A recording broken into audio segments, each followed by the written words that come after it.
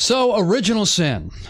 We all know the doctrine, or at least most of us. So, original sin teaches that in Adam's sin, that Adam as a representative of humanity, so when he sinned, all of humanity becomes corrupted as a result of Adam's fall. So that we're all born either guilty, inheriting a corrupted nature. This is typically called the sin nature.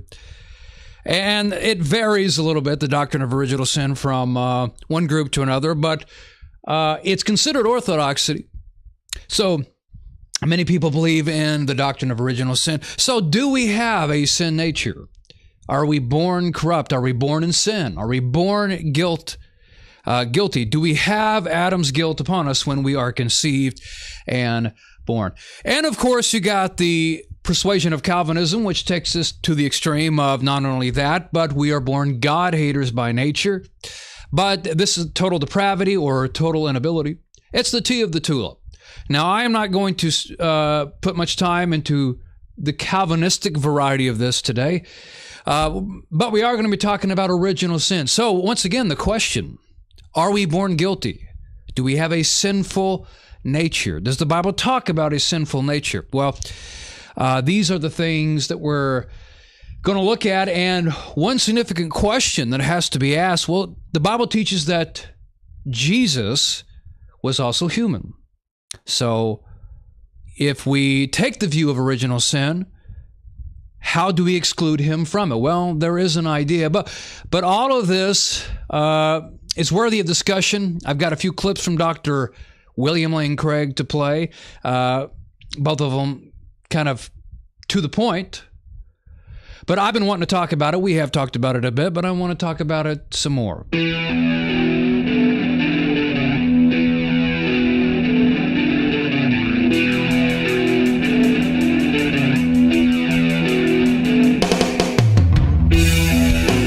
Commentary, discussion, Bible teaching, and more with A.K. Richardson. Please hear and learn. Change your mind. Original sin. Like I say, this is a view worth talking about. It is a view worth talking about because it is believed by so many, and it is a long-held view. That's why I'm calling it the traditional view. And it is a traditional view.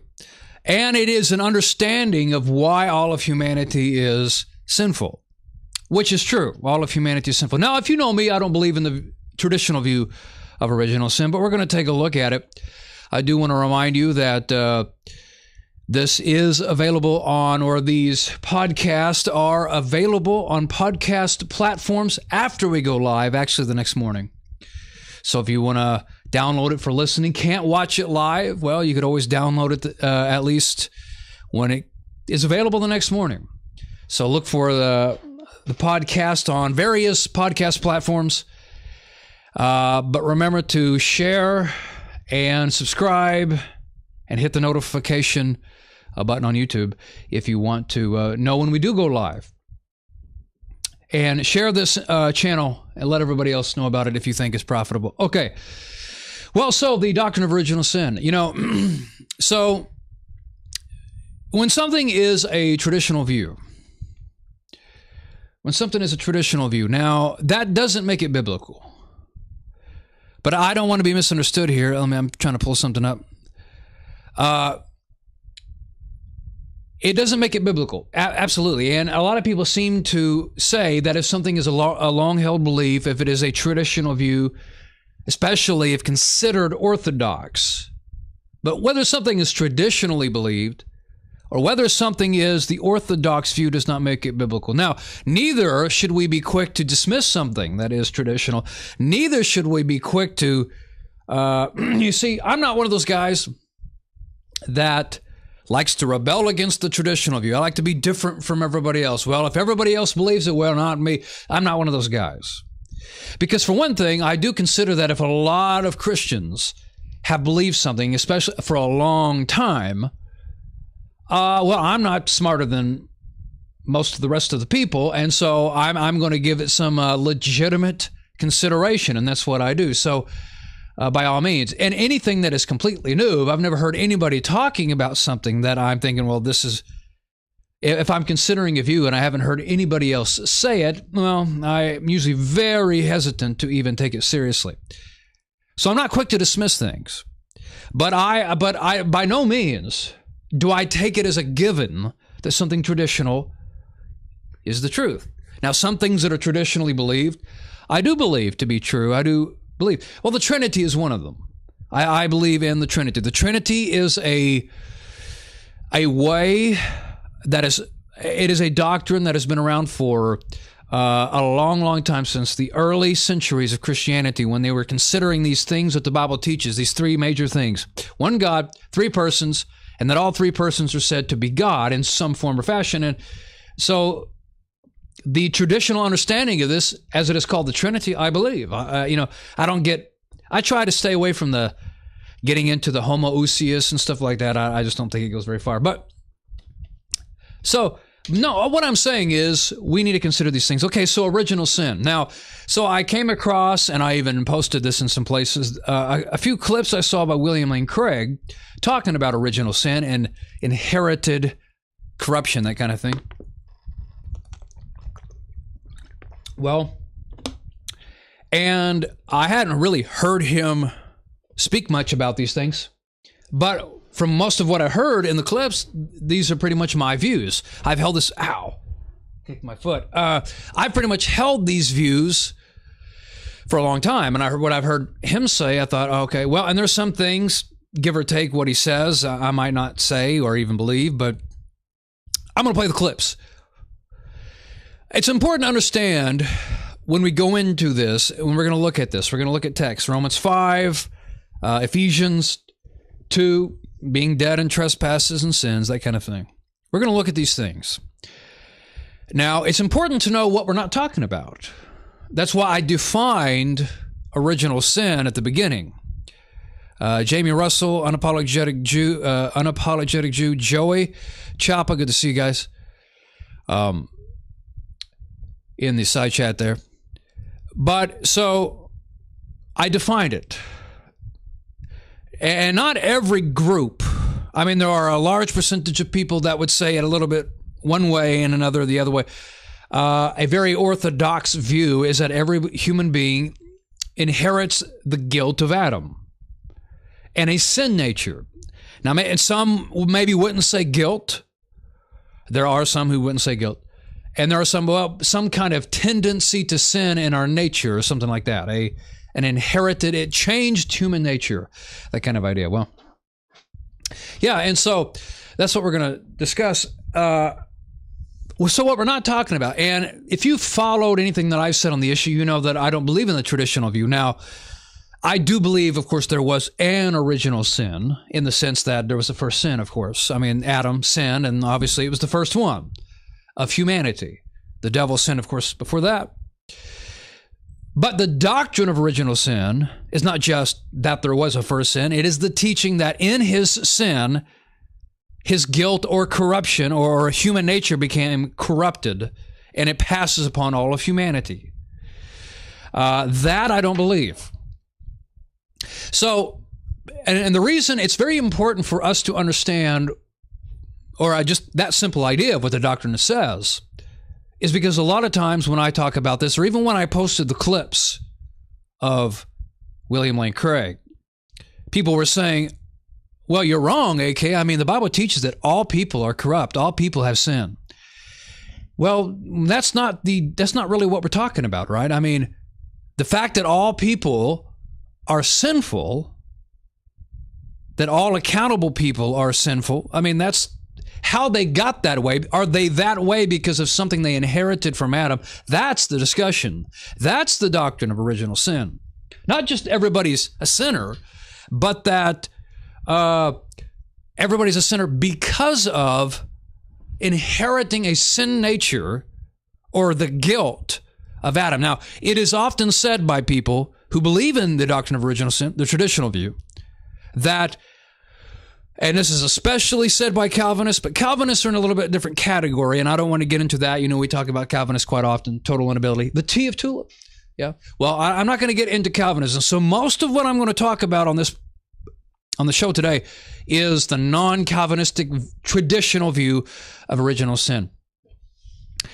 But the doctrine of original sin says the point I was making is that what you'll hear people say quite often who believe in the traditional view is, we are not sinners because we sin. Rather, we sin because we're sinners. Now, if you think that's backwards, it is, actually. Now, but what they mean is, well, we are born sinners because of what we inherit or get from Adam, and that's why we sin. And then people say, well, because that explains why every human being sins, without exception, if they live old enough. Now, of course, I most especially deny on a biblical foundation that babies are born sinners or guilty. I, of course, deny a sin nature, even a nature of that we inherit from Adam's sin, of the tendency to sin. Now, of course, we'll talk about it because you got to know what I'm saying here. I believe babies are born innocent. I think that's pretty clear in Scripture. I don't think they're guilty at all. And so I do believe that all accountable people, when people grow up old enough, I do believe in an age of accountability, not the age, but an age of accountability. It's more of a mental state. But all accountable people, granted people live long enough, everybody sins. So in that sense, I believe in the universality of sin. And you say, well, you can't have exceptions and have the universality of sins. Okay, well, you got Jesus. There is an exception, no matter who you are, unless you believe Jesus was a sinner. And then, of course, we're going to talk about, him not having a biological father and all that. Okay, but so that's what we're talking about when I deny the doctrine of original sin. I'm not denying that people are sinners. With the exception of children and maybe people whose mind is not right, the mentally incapable, what we used to call retarded.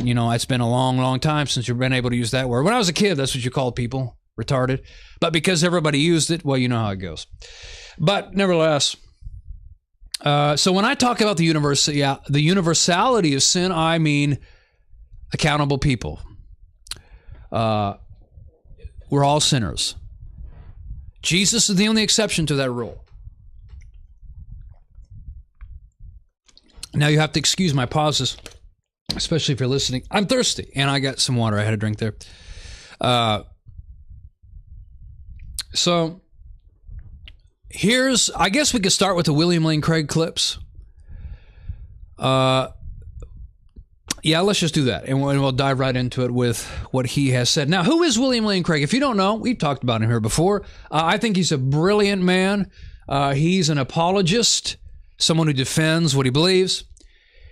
For decades now, he has been debating atheists. That's primarily what he's known for. He's got a degree in philosophy, and I know degrees, they only mean so much, but degrees can mean something. And I think he's a brilliant man. He's I think, a master of the rules of logic, philosophy, and he's very good in theology, the Bible as well. And now, of course, there are views that he has that I do not take. But there are several things that I do, and I think he's very good on. Okay, so what am I looking for here? Okay, this is him. I put two clips together, and, they're kind of saying the same thing, but we'll just kind of run through them here, and then we'll go and kind of explore the idea. Let me know if you cannot hear it. I think that human nature is inherently good in the sense that it was created good by God. Genesis says that man was created in his image and that God saw that it was good. Now, since the fall of man into sin, it's disputed whether or not man has a sinful nature.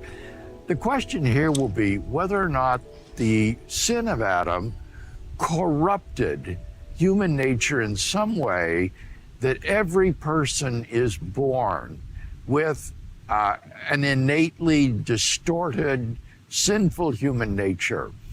And although this is the traditional Christian doctrine, it is difficult to see how this can be justified biblically or philosophically. Biblically, there's nothing in the narratives of the fall or in Romans chapter 5 that indicates that we do carry a sort of innate corruption as a result of Adam's sin. So that's the biblical level, and I agree with him 100% there. And so in Romans 5 is where a lot of people are going to go. And now we're going to look at it here. I'm just here to tell you, there's nothing about a human nature in Romans chapter 5. Now, if you don't know Romans chapter 5, we're really talking about 12 through the end of the chapter. 12 begins by saying, just as by one man sin entered the world, and then death through sin, and so death passed upon all. It goes on to contrast Adam and Jesus, the transgression of one, and then by the obedience of one, it goes back and forth. Well, there's a lot to be said about Romans 5, and that section particularly. But I can tell you one thing, there's nothing said of the human nature. Nothing said of a sin nature. I had a discussion with Matt Slick. A lot of you know he's a Calvinist, of course. And we went to Romans 5, and I asked him, where in Romans 5 does it say anything about human nature at all? Now, people will see it. But we'll get to that. I don't want to get ahead of myself here, but nothing about human nature in Romans chapter 5. And especially what he said here is something I've been saying. And I didn't really know his view, and I don't agree with everything he says about Adam and Eve. But here's the thing, and when I say that, I don't mean things he says about Adam and Eve in this clip. He doesn't say anything really that I disagree with in this clip. But so in Genesis chapter 3 is where you have the fall, and I'm just going to here to tell you, I've been saying this for a long time. There is nothing about this in Genesis chapter 3. Now think about this. It would be one of the most significant, if not the most significant consequence of the fall, because it affects every single human being if it were true that we're all born either inheriting Adam's guilt or a corrupted nature, which is why we sin and need salvation.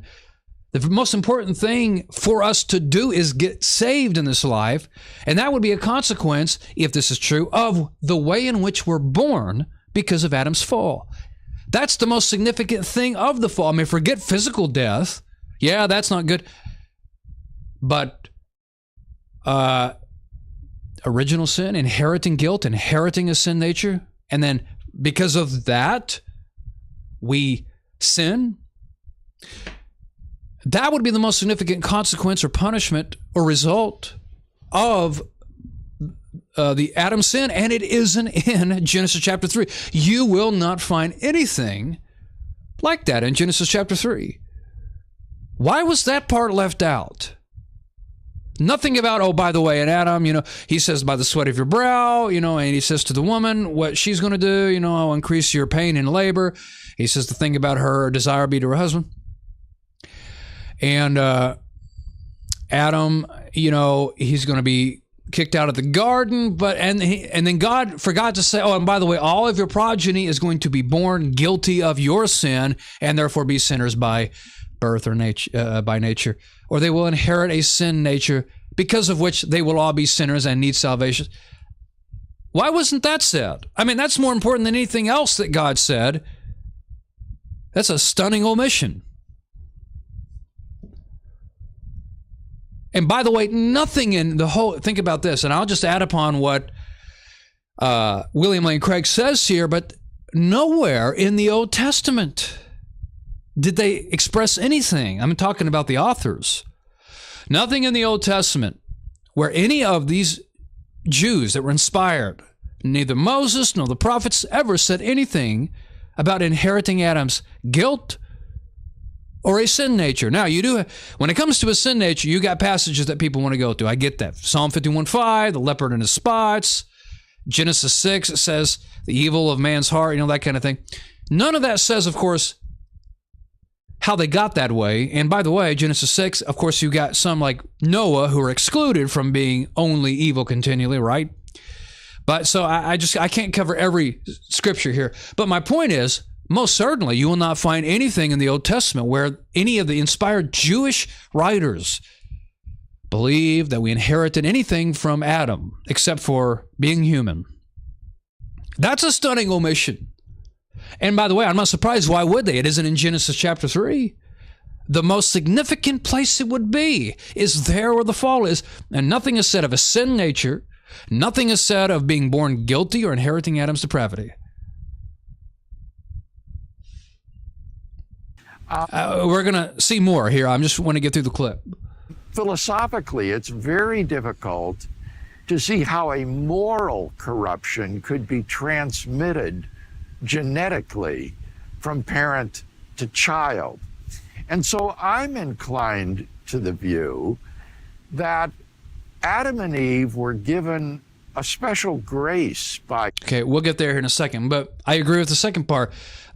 I've always asked people, what in the world, how do you inherit somebody's guilt?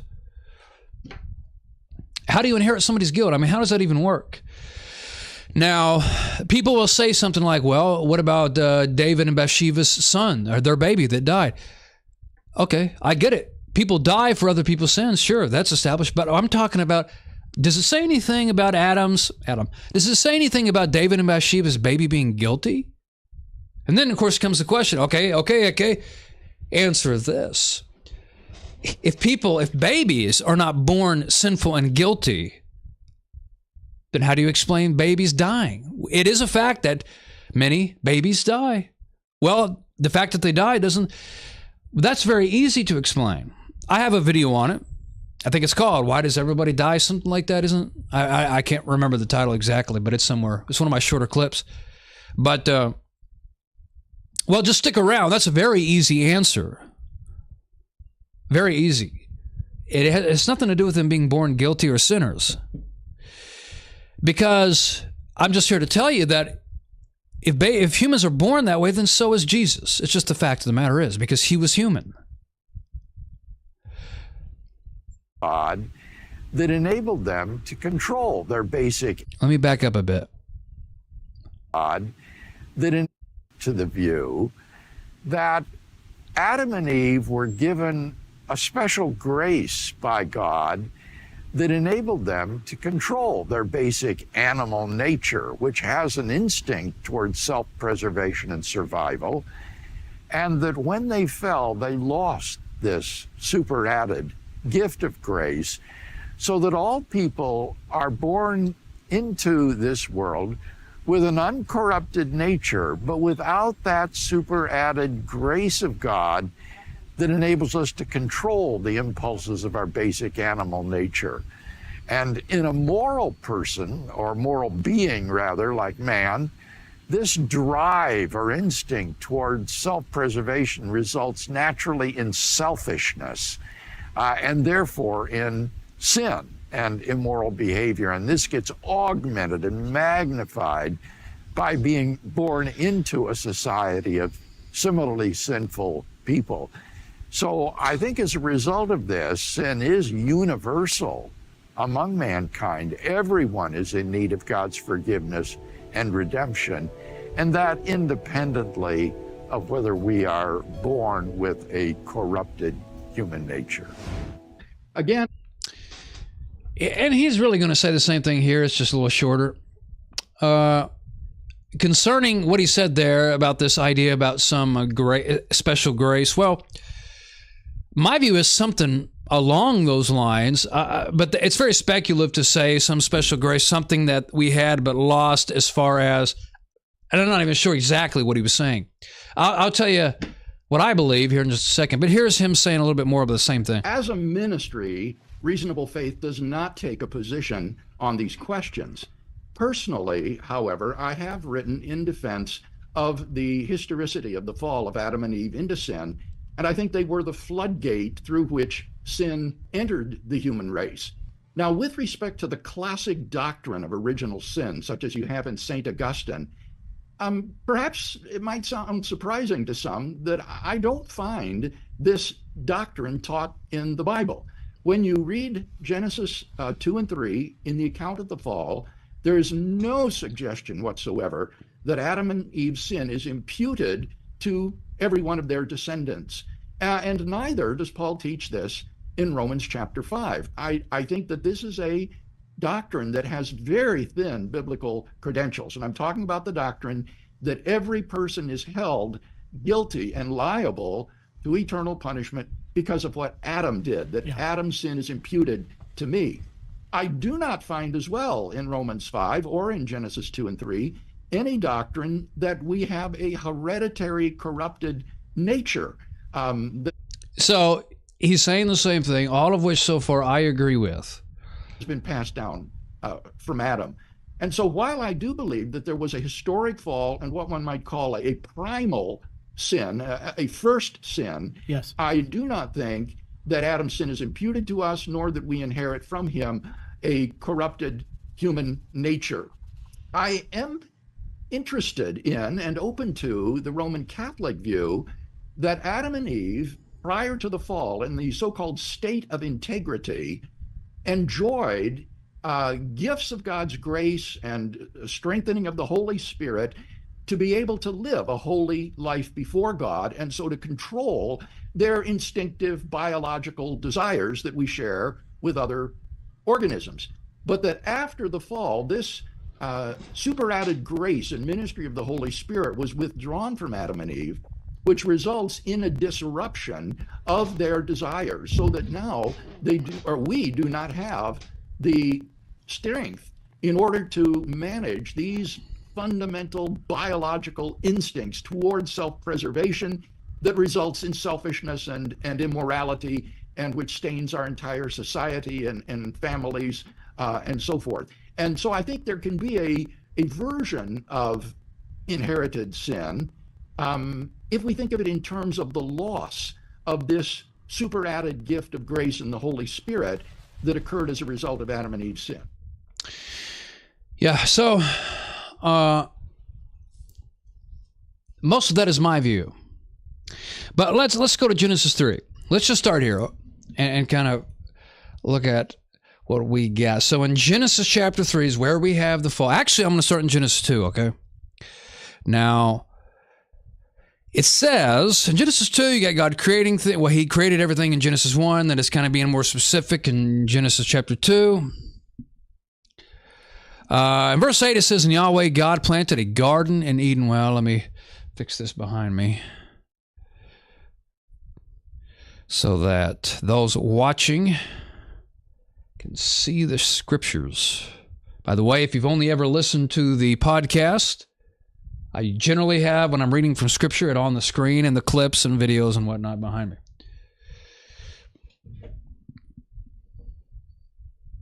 All right. So where was I? Verse 8. In Genesis 2, verse 8, and Yahweh God planted a garden in Eden toward the east, and there he placed the man whom he had formed. And out of the ground Yahweh God caused to grow every tree that is desirable in appearance and good for food, the tree of life also in the midst of the garden, and the tree of knowledge of good and evil. Okay. Now we're going to skip ahead.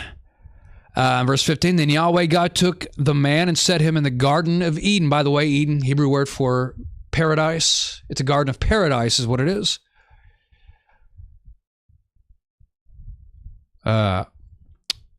So let's see, where are we at? Where was I? Verse 15, and Yahweh God took the man and set him in the Garden of Eden of paradise to cultivate it and keep it. And Yahweh God commanded the man, saying, from any tree of the garden you may surely eat, but from the tree of the knowledge of good and evil you shall not eat from it, for in the day that you eat from it you will surely die. So notice he puts him in this garden of paradise, and he says you could eat of every tree of that's in the garden except for that one tree, of course. Okay, Genesis chapter 3, we got the serpent coming. He talks to Eve, and he says you will not die if you eat it, basically, and all this. Okay, she ate it. It's for fruit. Adam ate it. Okay, their eyes were open. They saw that they were naked. And then they hid themselves. Okay, and he says various things to them. But I want to, what he says that is significant to our study is he says to this, By the sweat of your face, I'm reading in verse 19 of chapter 3, by the sweat of your face you will eat bread till you return to the ground, because from it you were taken.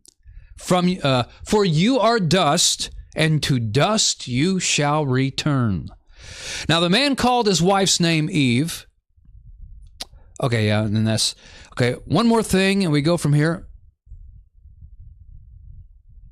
Verse 22, it says, Yahweh God said, Behold, the man has become like one of us, good and evil, to know good and evil, I should say. And now, lest he send forth his hand. Pay attention to this part. And now, lest he, man, send forth his hand and take also from the tree of life, and eat and live forever. Therefore Yahweh God sent him out of the Garden of Eden to cultivate the ground from which he was taken.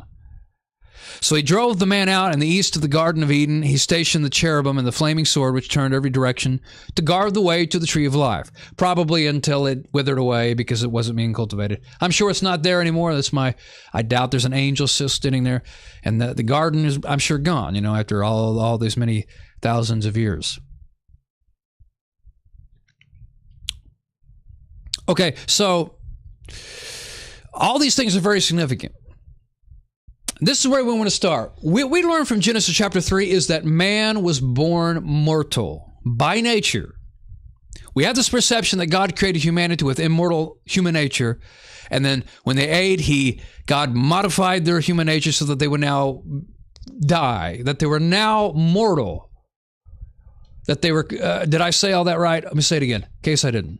We got this idea that God created man immortal, almost like Superman. But once he ate, his nature changed. Now he can die. But that's not what you see here.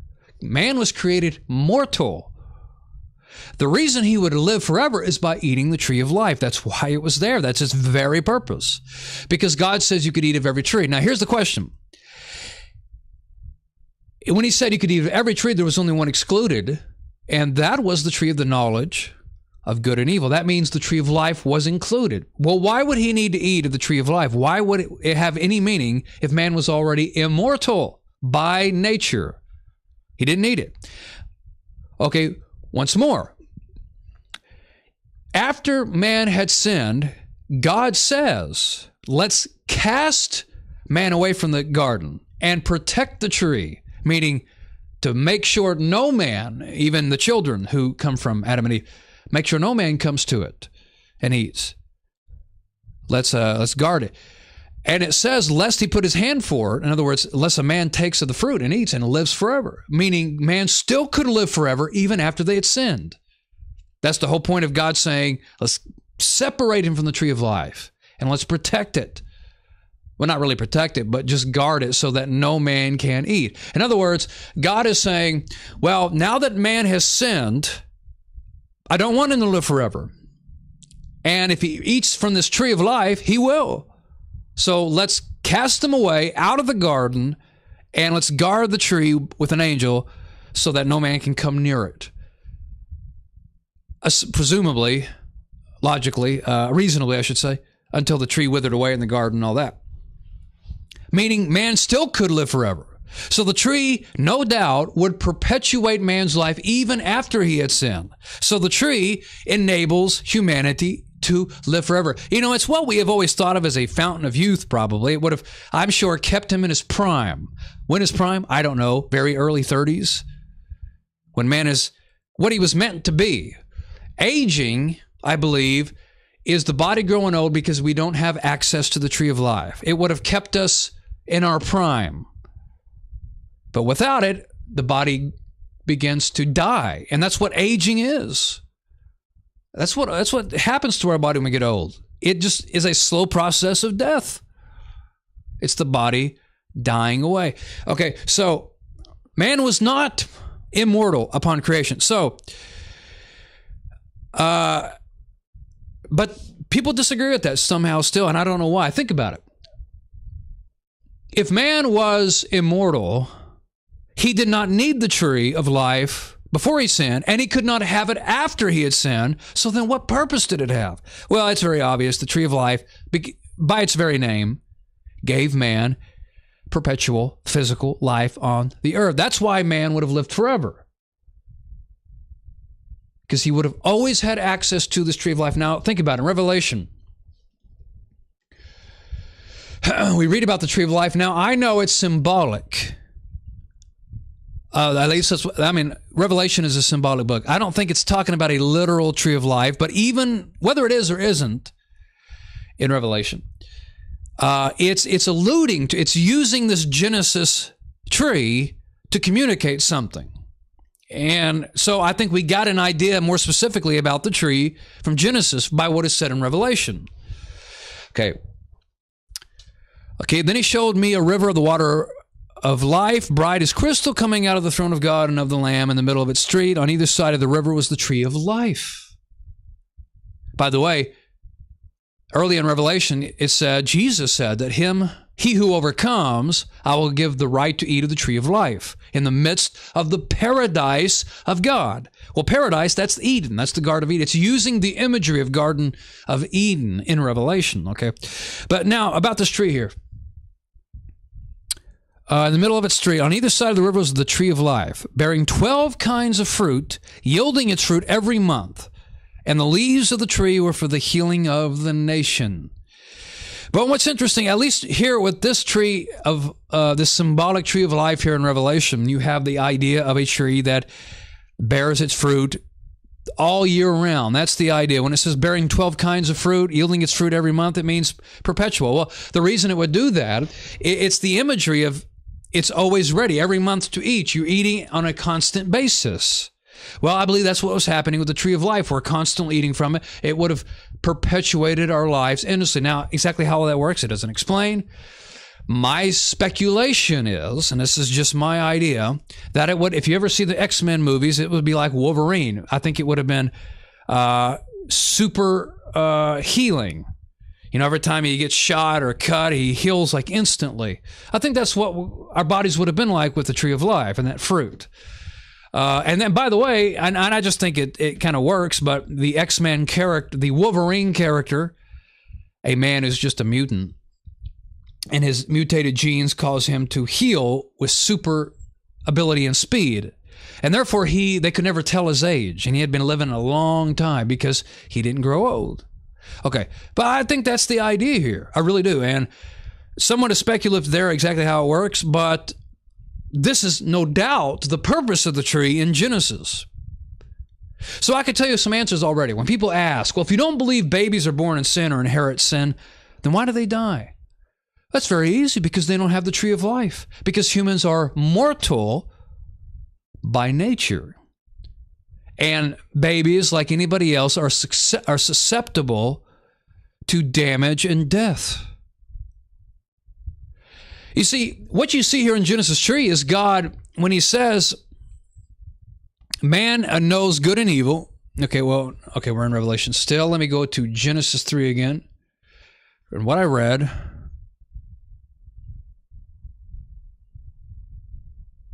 it says, behold, the man has become like one of us to know good and evil. And now, lest he send forth his hand and take also from the tree of life and eat and live forever. You know, I think is what is being communicated there is, yes, it's a punishment, but it's a beneficial punishment. It's not just God trying to make us suffer merely for humans sinning. Because if you think about it, Adam and Eve were the only one that actually chose to sin and eat of that tree. Nobody else did. And yet we all suffer physical death. I think what is being communicated is God is saying it is not good that man now lives in a world that has sin in it. It's not good. Man now has this knowledge of good and evil. So living forever in this state is not good for man. So I think this is actually a beneficial thing that God is seeing. It's a necessary evil, if you will. God's saying, just as Genesis, or actually just as Romans 5:12 says, that because of Adam, sin has invaded our life and environment. Now it's here. And he knows that it affects everything about us.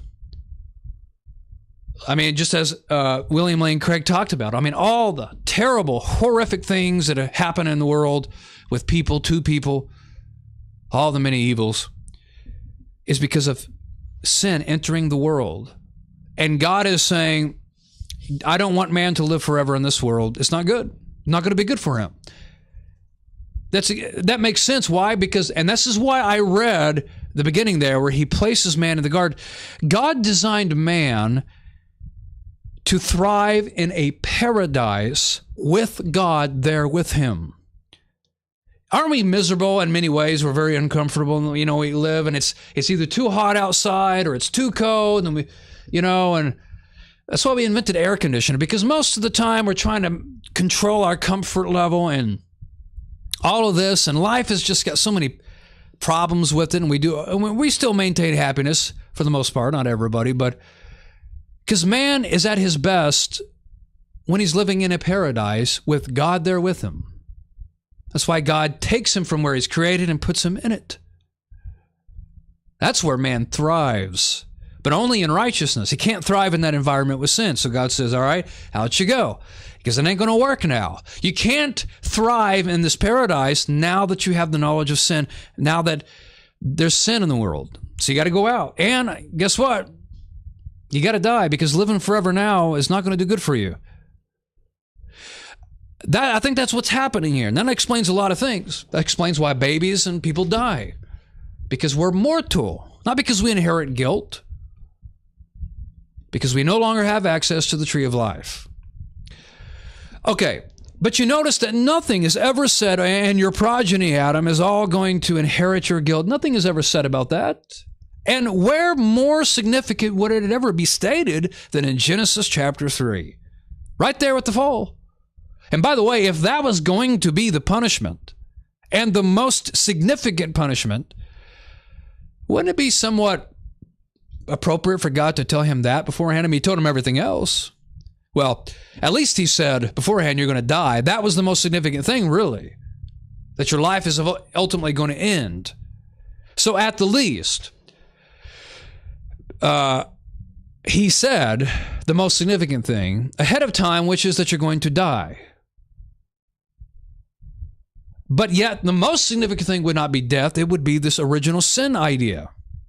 But he never says that before or after the fall. To me, that's telling. It tells me a lot of things. And here's the other problem. And I think this is an insurmountable problem for people. Jesus was born of a woman. He's also human. He's human like we are.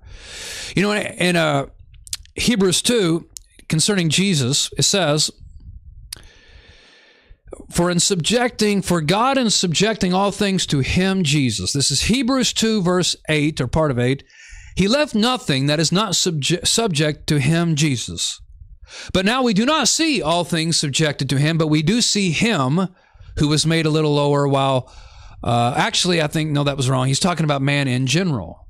I correct myself there. For in subjecting all things to man, he left nothing that is not subject to him, but we do not see all things subjected to him. Doesn't seem that way. Verse 9, but we do see him, Jesus, who was made for a little while lower than the angels, Jesus, because of the suffering of death, crowned with glory and honor, so that by the grace of God he might taste death for everyone. And he says this, for it was fitting for him, this is Jesus, for whom are all things, and through whom are all things, in bringing many sons to glory, to perfect or complete the author of their salvation through sufferings, for both he who sanctifies, and those who are being sanctified are all one, for which reason he is not ashamed to call them brothers. Okay, talking about Jesus being made human, right? It goes on to say this in verse 14, therefore, since the children share in flesh and blood, he himself likewise also partook of the same. Now, you notice that? He partook of what the children, that's us, partake of. So he's human like we're human. If we all are corruptible humans, so is he. That's the way that it would work, but he isn't. Okay, but it says, therefore, since the children share in flesh and blood, he himself likewise also partook of the same. Emphasis on the same. But in the idea of original sin, there was only two people that ever really had this innocent human nature. That was Adam and Eve. And for all every other single person, and think about how many that has been since, we have not shared in that, and we're supposed to think that Jesus came along and he has that one that was rarely ever, that human nature that was rarely ever experienced. So much of an idea of, well, since the children share in flesh and blood, he partakes of the same. And it says flesh and blood. That's an idiomatic way in the Bible of saying humanity.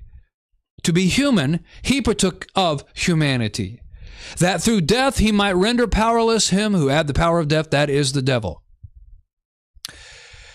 But it says in verse 17, therefore, he, Jesus, had to be made like his brothers in all things, so that he might become a merciful and faithful high priest in things pertaining to God, to make propitiation for the sins of the people.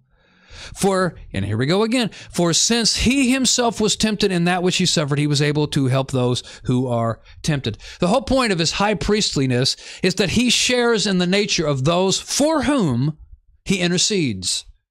We have this high priest that intercedes on our behalf, and he's been like one of us. You know that 90s tune? What if God was one of us? What if God was, well, he was. He's called Jesus. That's what I think about every time I hear this song. I haven't heard it in a long time, by the way, but that's the idea. So how do we get Jesus out of original sin? That is what I call, look it up in the dictionary, ungetaroundable. If you find that in the dictionary, by the way, let me know. So, how do people attempt to exclude Jesus? Well, I think the most significant way is by saying, well, he didn't have a father. He was born of a woman, but of a virgin. And so there's this idea, and it is nothing but pure speculation, and not a word of Scripture says anything about it. But the idea is that, well, the inherited gene, if you will, inheritance or the sin nature comes through the father, the line of the father, which he didn't have a biological father, which is completely made up. That is complete speculation, and the Bible says nothing about it. Well, it says, it says that he was made like us, except without sin, the Bible says. Yeah, that's right. That's right. Without sin. But you notice the Bible never has to qualify that he was made like us, except without a sin nature, which would have been pretty significant. It would have been significant to tell us, oh, by the way, he didn't have this. He wasn't born guilty like we are. I say because he was human. He had our humanity. Now, the Catholics have an additional thing. Of course, they have a completely unbiblical view of Mary. But they say that this is what they call the Immaculate Conception. Some people think the Immaculate Conception is about Jesus. No, it's about Mary. So they believe Mary was somehow excluded from the sin nature and the stain of sin, if you will. So she was immaculately conceived, and therefore when Jesus comes from her, he doesn't carry the sin nature. Well, again, there's no need for that either, but we're not so much concerned about the Catholic idea. Okay, but the Bible never excludes Jesus from sin nature because the Bible never talks about his sin nature.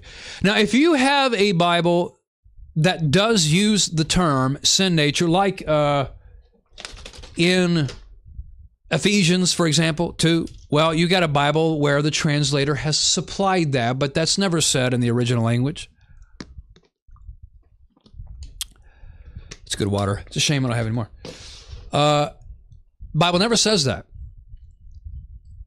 Never says that. In the original language, it's not sin nature. Sin nature is a theological term that some translators, and I forget which translation. Is it the NIV? I don't know. Now, he's quoting Romans 7. Someone's quoting Romans 7:5 there. And of course, the one I'm talking about, I think it's from Ephesians. I think there might be another place. Maybe it is Romans, where some translation uses the term sinful nature. But that's not actually stated. Paul never wrote anything about a sinful nature. It never says that. Now we're going to look at Ephesians 2. But that is never said. Ephesians 2 doesn't say anything about a sin nature. Well, wait a minute, okay. It does say nature. Now that's the term that you will find in Ephesians 2. You will find the term children of wrath by nature. Okay, but we'll look at that here in a second.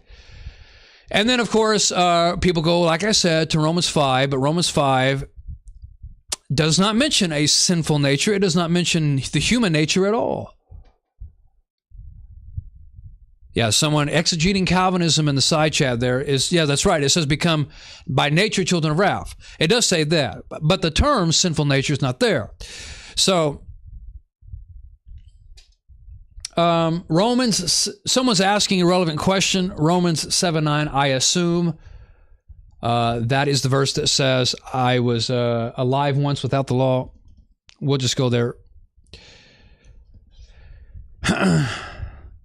Paul says, now I was once alive apart from the law, but when the commandment came, sin revived and I died. Yes, I believe the only time in Paul's life, because he was born as a Jew, the only time in Paul's life when there was no law, the only possible explanation of a time in his life when he did not have the law was when he was a young child and incapable of following.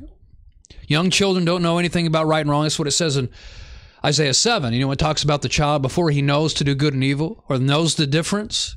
Well, that would have been the only time in Paul's life when he did not have the law. And when he was a young child, when right and wrong, the law means nothing, doesn't perceive of it, can't even understand it. And yes, I believe children are innocent, and I believe that's what he's talking about. But when he becomes accountable and he sins, knowing the law at some point in his young life, he becomes guilty of sin and dies in that sense. Yeah.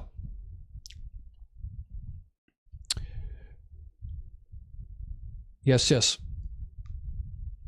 Okay. Somebody is I'm looking up a word here. Is it verse? I can't think of. Bear with me here.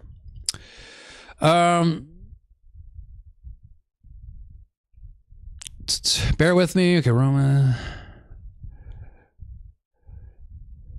Okay. Yeah, here it is. Now, someone says, quotes Romans 8:3, which says that Jesus came in the likeness of sinful flesh. Okay, worthy point. And now I don't know what their point is. They're just citing it. But I know a lot of people cite that. And they say, oh, you see, AK, he was in the likeness of sinful flesh, but it was just the likeness. And they think this somehow alludes to him having a similar human nature, but not the sinful human nature we're born with. Well, first of all,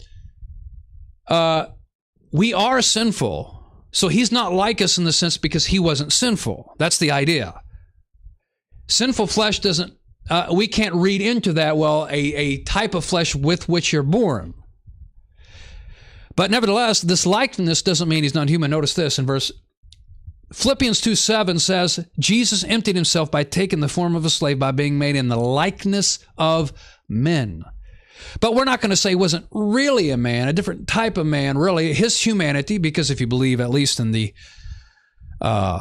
Trinity, or at least the deity of Christ, you believe he was fully human.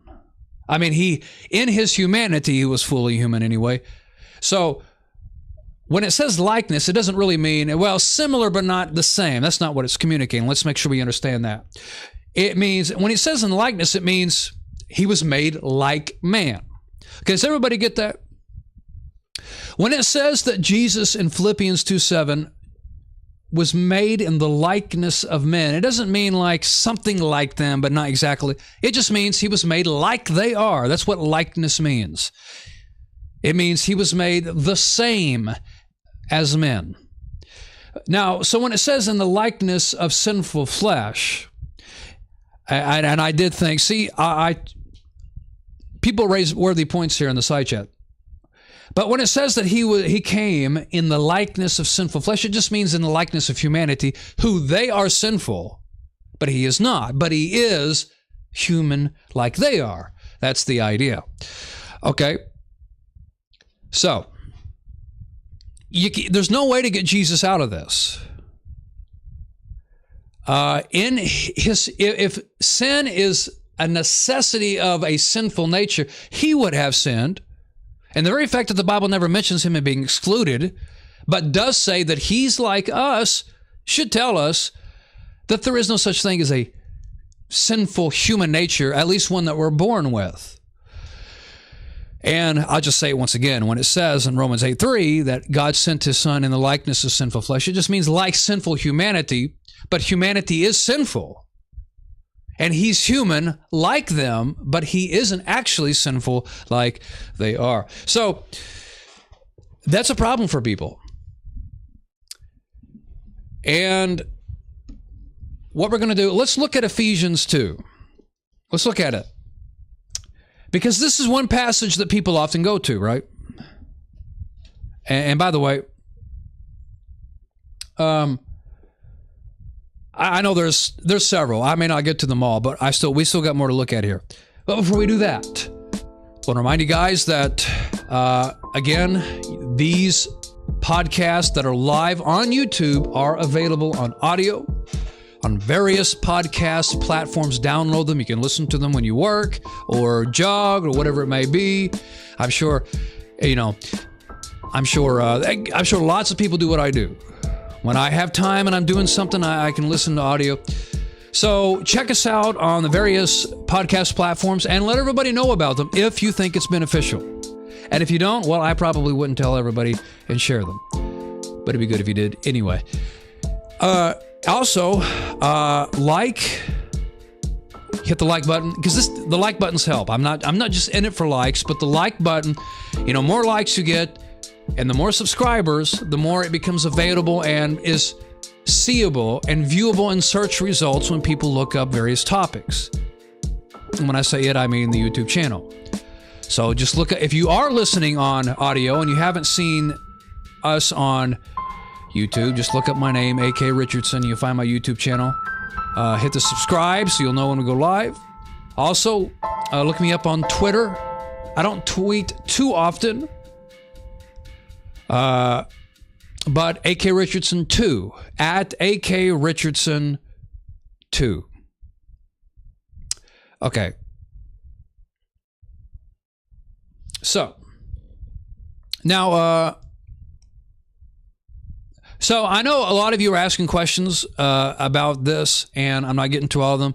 Now, maybe a little bit later, there'll be some time. Restate your question, like I'm seeing one about Hebrews 4. Well, let's just bring it back up near the end. I like to get through as much content as I can. Okay, so Ephesians 2.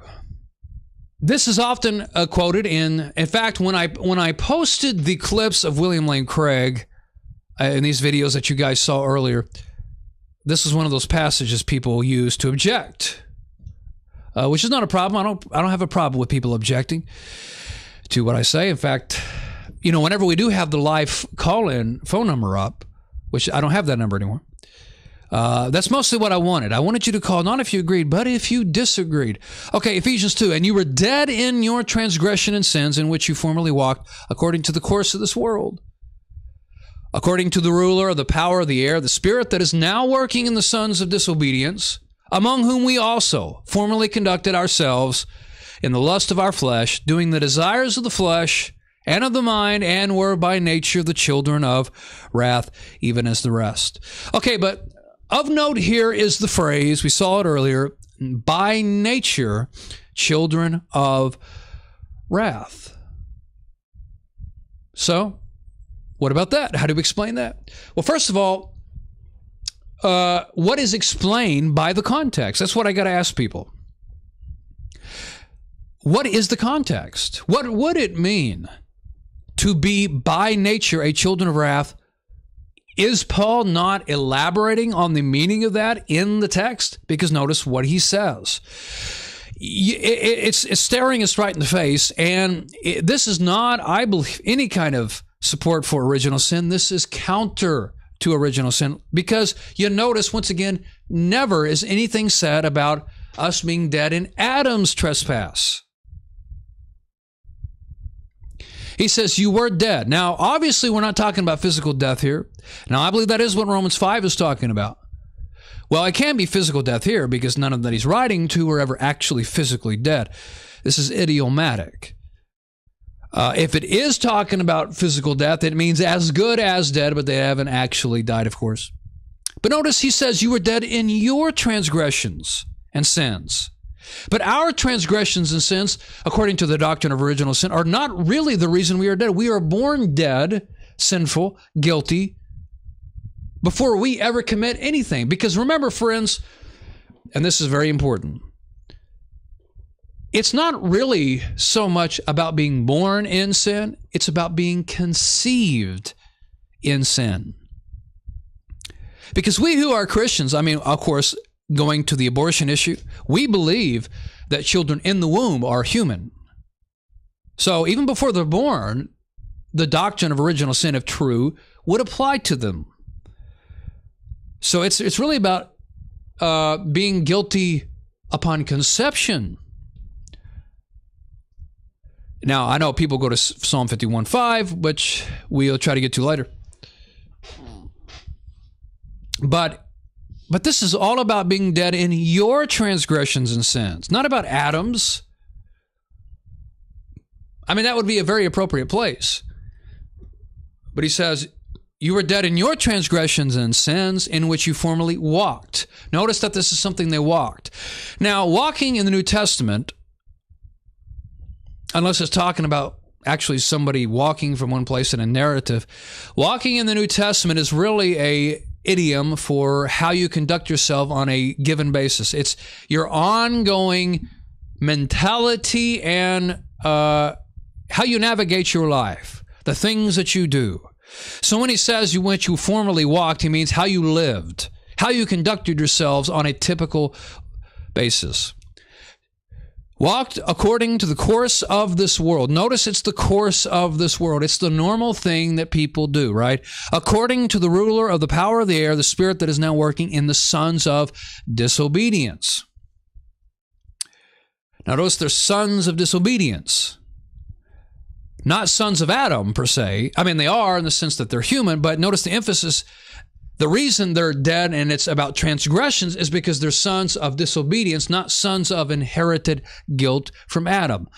The emphasis, at least my emphasis here, is that it's on them being disobedient themselves, among whom we also formerly conducted. There's the parallel to walked. Up here it's formerly walked, here it's formerly conducted ourselves in the lust of our flesh, doing the desires of the flesh and of the mind, and were by nature the children of wrath, even as the rest. Well, obviously, being the children of wrath by nature means this is the way we normally were doing things. Now, this word, the word nature here, let me pull up the word nature. Where are we here? I'm looking at, I'm getting... Here we go.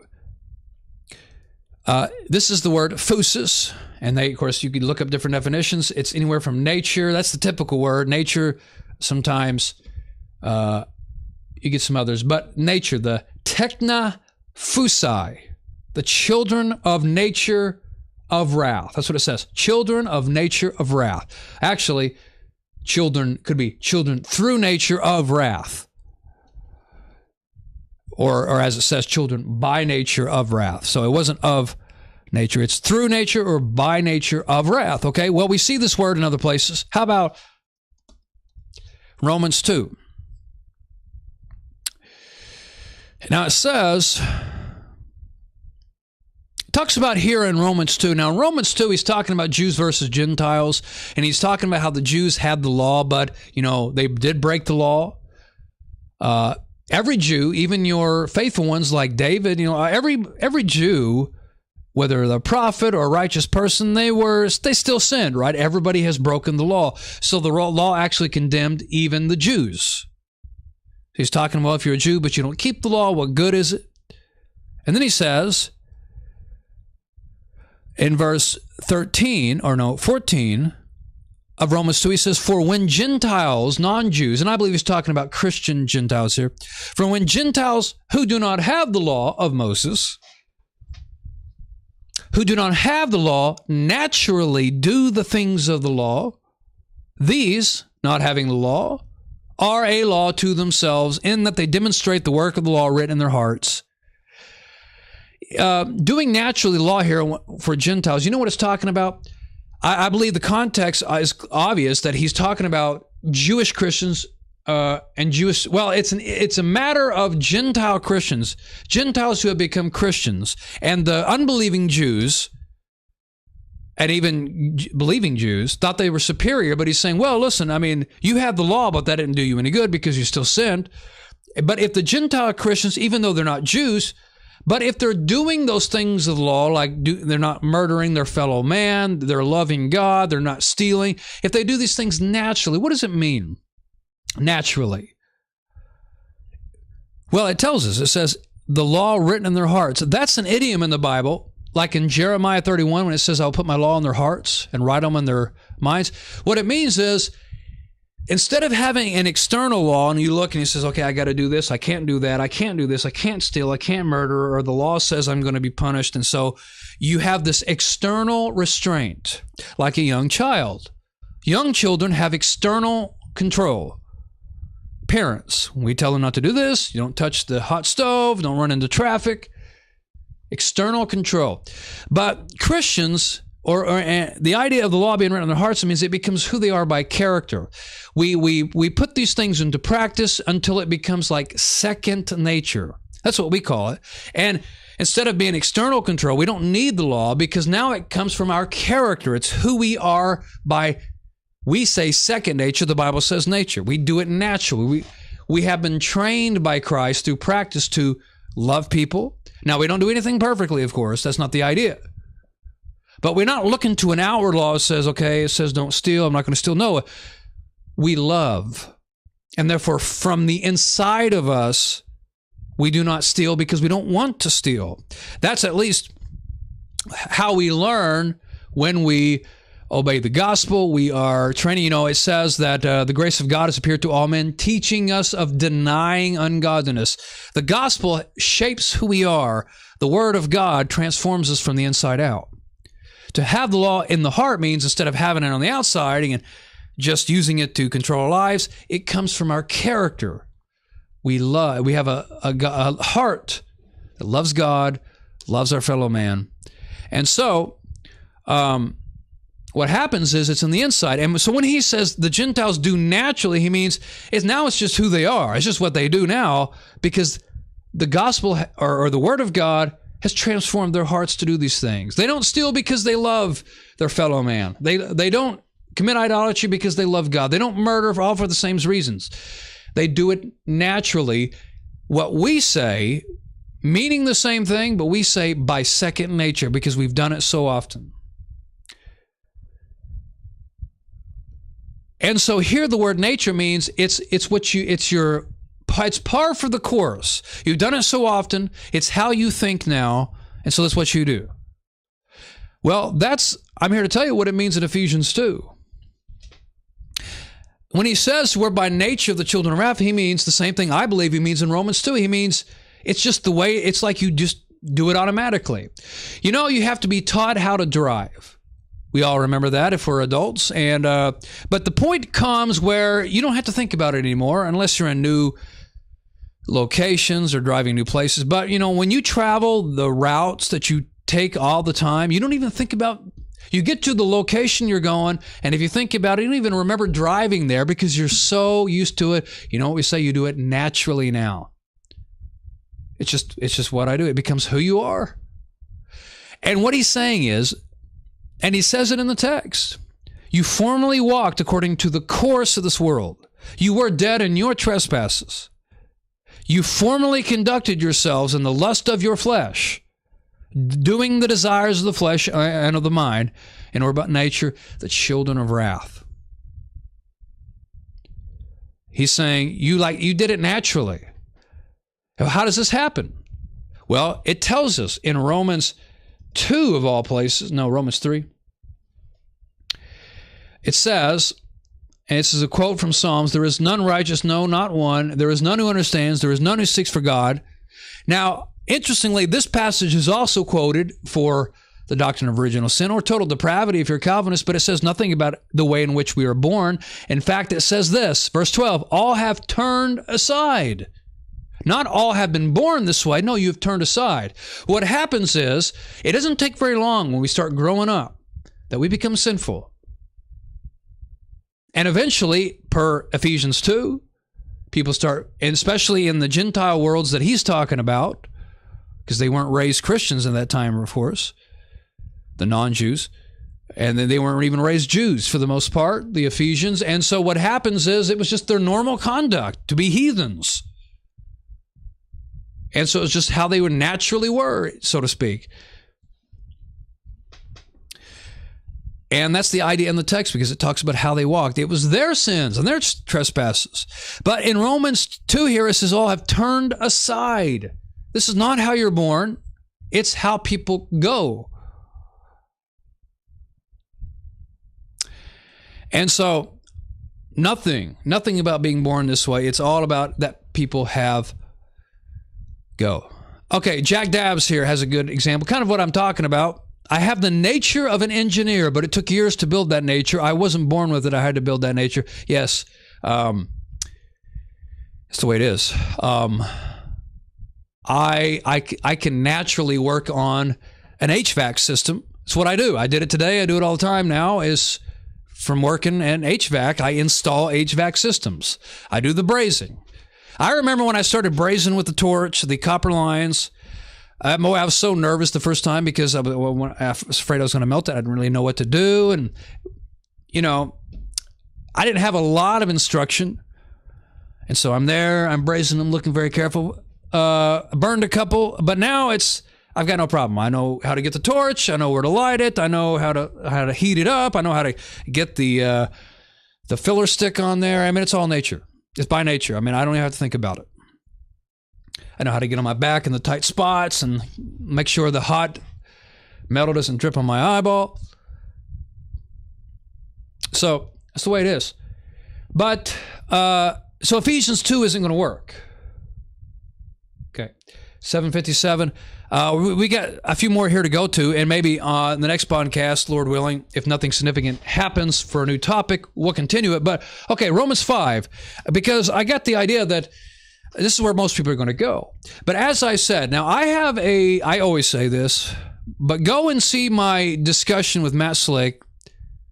Just look up, search my channel for Total Depravity, and me and Matt Slick go back and forth. I remember talking about this. I remember asking him, because I asked him about a sin nature, and he went to this passage, and I said, where does it say anything about a sin nature there? Where does it even address the human nature? And it doesn't. It doesn't say anything about it. Now, there's a lot that could be said about Genesis. Romans chapter 5. Here's what happens. Now, Romans chapter 5, and in particular, we're talking about verses 12 through 21. That is the most debated passage in Romans, and it's one of the most debated passages in the Bible. And I'm just going to tell you, it's one of the most difficult passages in the Bible to understand. I don't care who you are. Now, so let's say a few things about Romans 5, and then we'll look at it closer here. Now, for those who are wanting to listen to it, rather those who are listening to this on podcast and are not as familiar like us, the rest of us who kind of went over this again and again, let me read the questionable passage, and then we'll talk about it.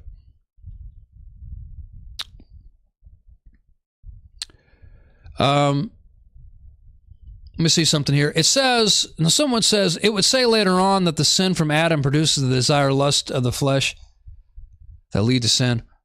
Okay, I'm going to address that here in just a second. I do like to go to relevant things, so actually let me do this because that's going to be quicker. Okay, I'm about to read Romans 5, 12 through 21, but let me pause that just for about a minute because this is a relevant point. I don't know exactly what you're talking about. Romans 6 and 7 doesn't say anything about the sin of Adam producing these things. In fact, this is a good point, just before we're going to Romans 5 here. Actually, what the Bible says about how we are tempted It's the same way Eve was tempted before sin. Now, someone asked earlier, I believe, well, what about our temptation? I mean, if Jesus was tempted, and I forget exactly what they were asking, but, you know, there's a passage in James, and I'm about to go to it.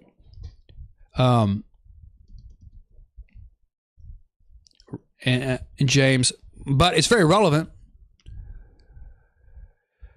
Hold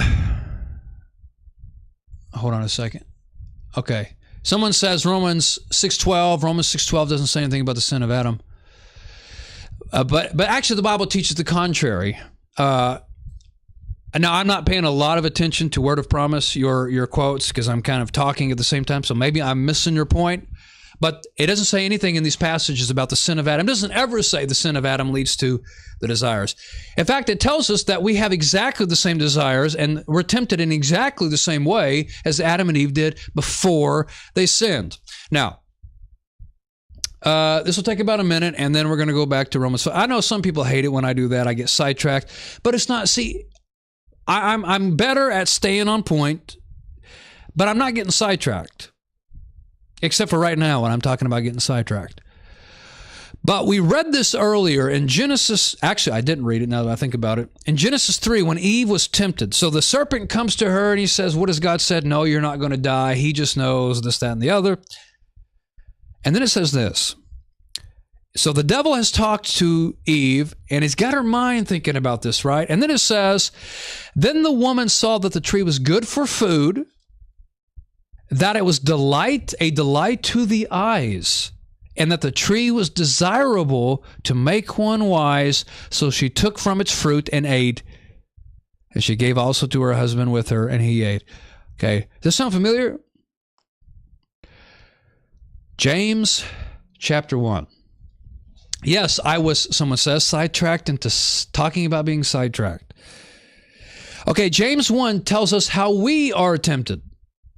And isn't it interesting that it's going to be the same way Eve was tempted before a so-called sin nature? Because it was before she actually sinned. Okay. It says,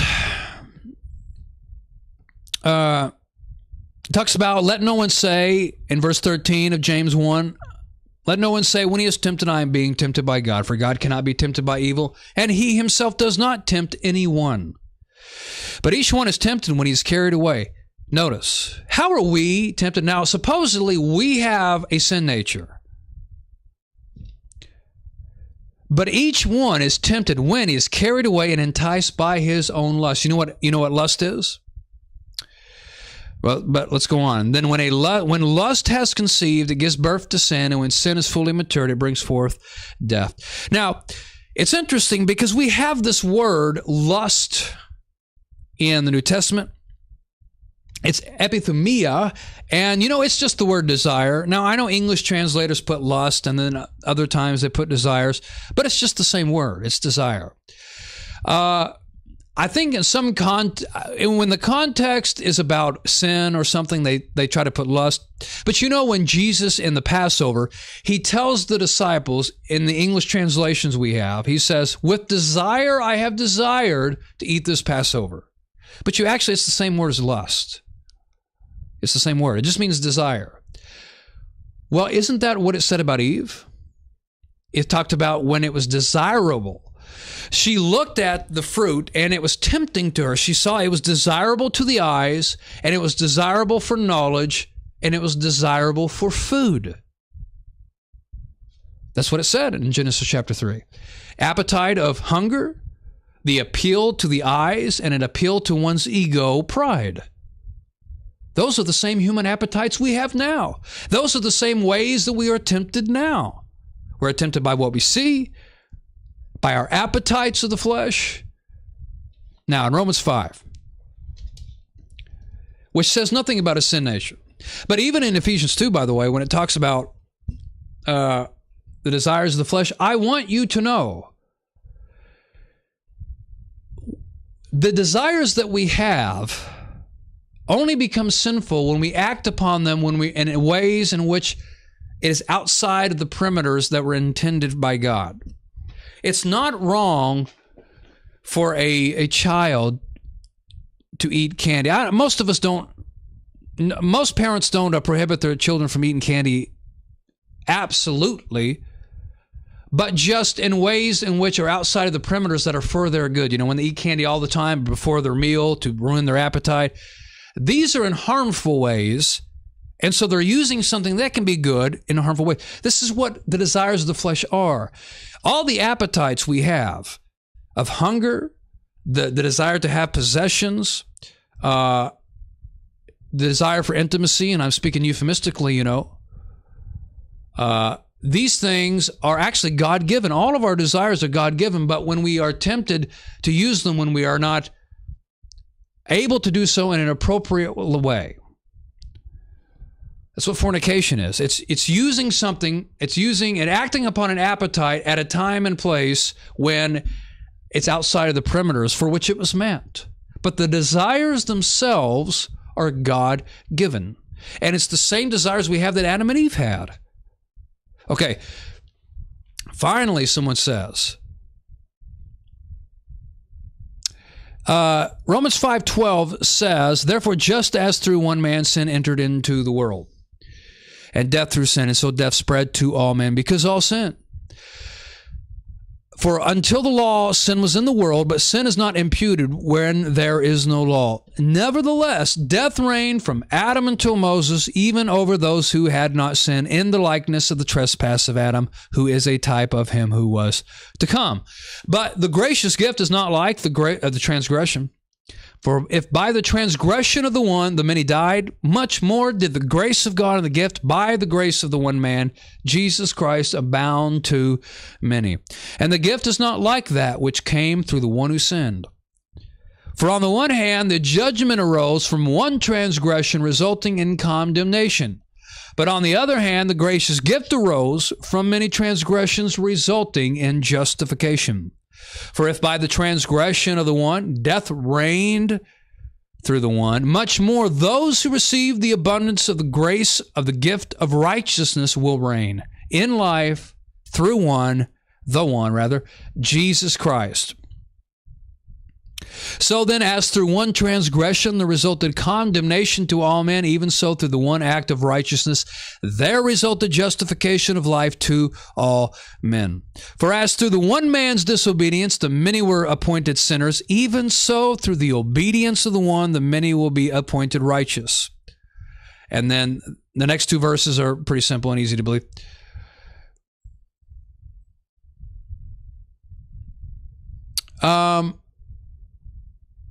Yeah, okay, so what do we have here? And we got a lot. And I'm not here in this program. Maybe we'll return to it in the next program and discuss this verse more fully. But as for now, we're not going to discuss it in depth, but we're going to do the best we can here. Okay. So what is absent from the text is an explicit reference to human nature or a sin nature, or, by the way, inheriting guilt. Now, you notice what it says is, in the first verse of the section, verse 12, just as through one man sin entered the world, and death through sin, and so death spread to all men. What was spread here is death. It isn't guilt, and it doesn't say a corrupted human nature. And what would be the mechanism, by the way? Did God just snap his finger and have the human nature change when they sinned? Was there something in the fruit that changed their nature? And if it changed their nature, how is a thing sinful? What does a sinful flesh look like? Because you can't just say, well, it has sinful desires. Well, no. The desires that become sinful only are sinful, as I said, when we act on them in wrong ways or at wrong times. But the desires themselves are God-given. I mean, the desire for food is fine, but when you steal because you're hungry, that's different. Then you're acting to feed your desire outside of the perimeters for which it was meant. Or you become a glutton, so on and so forth. So, death passes upon all men. And this is definitely physical death here, because the death that passes upon all men universally is physical death. Because we're separated from the tree of life. We don't die because we're guilty. We die because we don't have the tree of life, because we were created mortal, which is what I had talked about. And by the way, if you missed all that in the beginning, a lot of this, you're going to be asking lots of questions that were addressed. Okay? Now, I'm going to say this about Romans 5:12. The difficulty in Romans 5:12 through 21 here, or particularly 12 through 19, is that so much is said that could go one way or another depending on your theology that you already have. Now, I'm not saying there can't be things established by this section. What I'm saying is, Paul is not attempting to establish all kinds of theology or big theological issues by Romans 5:12 through 19. He's actually relying on them kind of already knowing some of these things. But the issue for us is we already debate these things. And so when we come to Romans 5:12 through 19, we have such a hard time with it because we don't even agree on these other theological issues, which Paul kind of took for granted. And so that's the issue. Whatever your theology is on whether it's a sin nature or whether you're a Calvinist who believes in the T of tulip, the total depravity, or born guilty, or whatever it is, you can come to this passage and you could say, that'll work. And I'm going to be fair with you. If you believe in the traditional view of original sin, you're going to come to Romans chapter 5 and you're going to say, hey, that fits. And I believe that it would, for the most part. For the most part. I think you have some trouble when it talks about the sin of Adam was not imputed, or those who had not sinned in the likeness of Adam's trespass. That's pretty significant.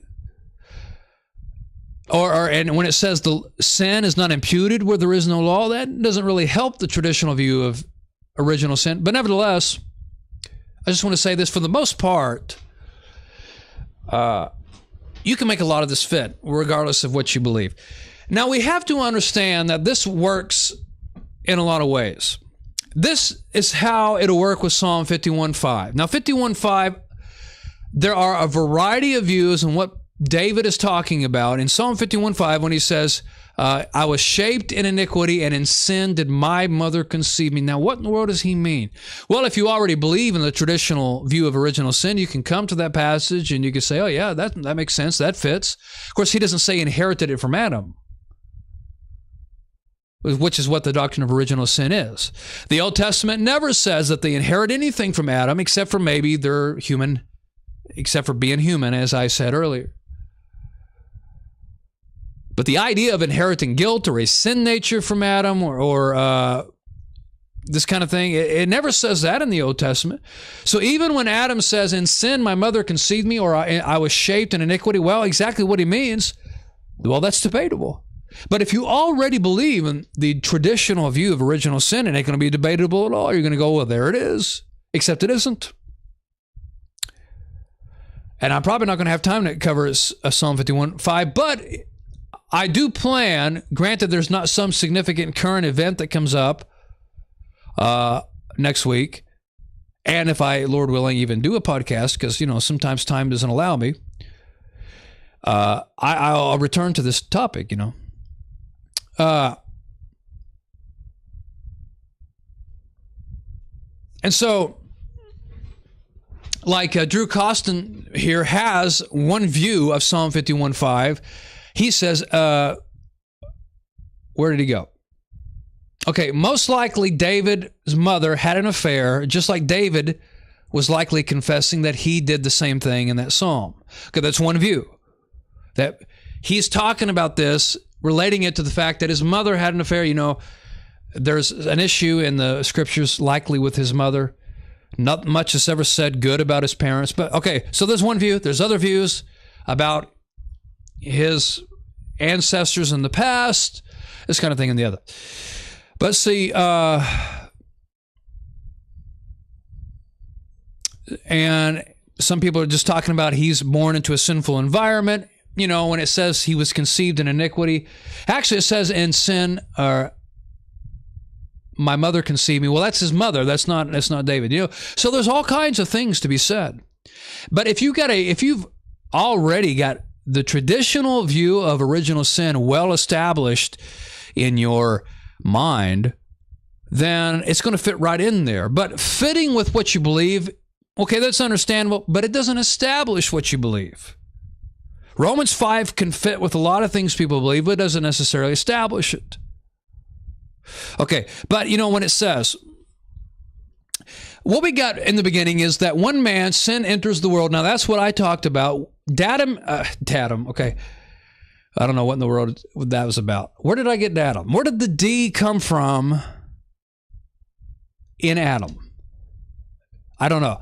But when Adam sinned, as I spoke about, our world was sinful now. We had sin. We had the experiential knowledge of it. We know, and so this being the case, it was in the world. And sin enters the world. Well, that's exactly what I believe. That's exactly what I talked about. And so then it says, and death through sin, of course, death came because of Adam's transgression. And in this way, it says, and in this way, that is, death spread to all men. Well, that makes sense. All humanity, when Adam and Eve are banned from the garden, God does not allow anybody to come. The angel with the sword, he's not there just because of Adam and Eve, but lots of their progeny could come. They had lots of children. How long the tree would have lasted uncultivated? Well, probably, I don't know, probably not long. But at least until that tree was dead and gone, I'm sure that angel stood there. And so every man dies because he's mortal by nature. That's the way that it is. So death spread to all men because no tree of life.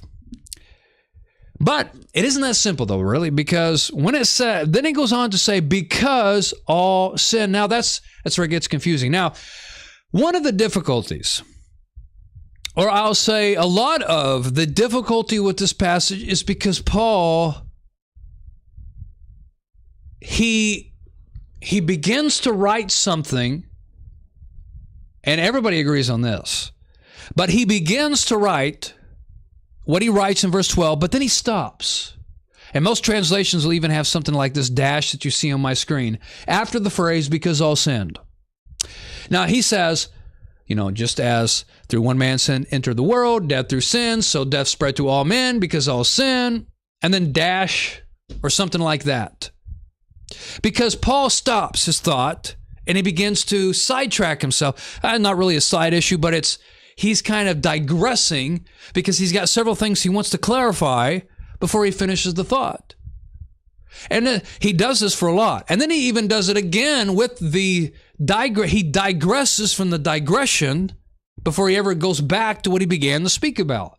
And so it's a very difficult subject because of the structure of how Paul writes. And Paul the Apostle is known for his long sentences. The longest sentence in the New Testament is in Ephesians 1, and it's Paul's. Like he writes this. Now, in English, it may not be one sentence, understand, but in the original, it's like one long sentence. Paul has this nature about him. Okay, because when someone says, well, just as with this, what do you expect to follow? When someone says, just as this, you expect them to say, so it also is this. But he doesn't do that, because at the end of verse 12, he digresses. And a lot of English translations will even put the next part in parentheses, and he doesn't even return to what he was saying in verse 12 till he gets to verse 18. Because you notice verse 18 is the same. In verse 18 it says, so then as through one transgression there resulted condemnation to all men. Condemnation is the condemnation of death. And by the way, people see that statement, condemnation, and they say, well, there's guilt. Well, no, condemnation means judgment. You're being condemned. All of humanity is condemned, is judged to death. It's something that all of them are given to because of Adam's transgression. Well, that was the condemnation. But it doesn't say all humanity is guilty.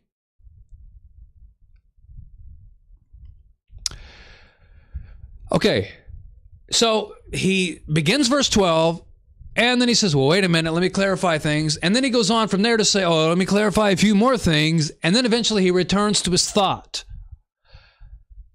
Now, probably, I don't know if he had extra ink. You know, ink wasn't available everywhere and as easy as pen and paper are today. So maybe he stuck with what he started to do, but then he had to clarify. That's one of the things that makes it so difficult. And a lot of the statements, depending on where your theology is, you can interpret one way or the other. It's one of the hardest passages, I believe, of the New Testament. Most people will say that. And anybody that says, no, this is easy, well, I'm probably not going to take your view credible. I mean, it's kind of like when people say, Revelation, oh, that's easy to understand. I've heard people say that, and that's a red flag. Oh, really? Revelation is just easy, super simple. Well, okay. Oh, well. Red flag. Okay. Now, I'm going to try to simplify this, but we can return to it. But okay, so he begins to say death enters the world through sin. And then he says, because all sin. Now, what does he mean? Here's another one of the difficulties. Now, this word because is a preposition and it's a relative pronoun here, but let me bring it up. Okay. Now, the word because is an English translation. See, when I change the orientation, when I bring this up, it changed the orientation, then I don't know where the word went. Here we go. Couldn't find it. Okay. It's F-ho. That's right here. F-ho. It's epi and hos, actually. You know, it's two words, and I don't want to explain all that, but here it is, F-ho, if you can see it on the screen now. You don't have to know Greek to follow what I'm about to say. Basically, it can be translated in a variety of ways, and in fact, it is in your New Testament. It'll be translated different ways depending how the interpreter, the translator, interprets it. It can be translated by which, upon which, for which. It could even be because of whom, upon whom. Now, it's hard, you know, if you read, for example, Greek scholar Dan Wallace on this passage, he'll tell you, well, it's hard to take this all the way back to Adam. It's kind of unnatural for the Greek to do that. So what a lot of people say is, well, it means because. So because all sin. And so you got this interpretation. Okay, well, the reason death passes upon all men is because all sin. Well, yeah, because would probably help, but that's not necessarily what it means. Because it could mean because of whom or upon which. It's one of the difficulties. And that makes the word death debatable. Well, is it talking about spiritual death or is it talking about physical death?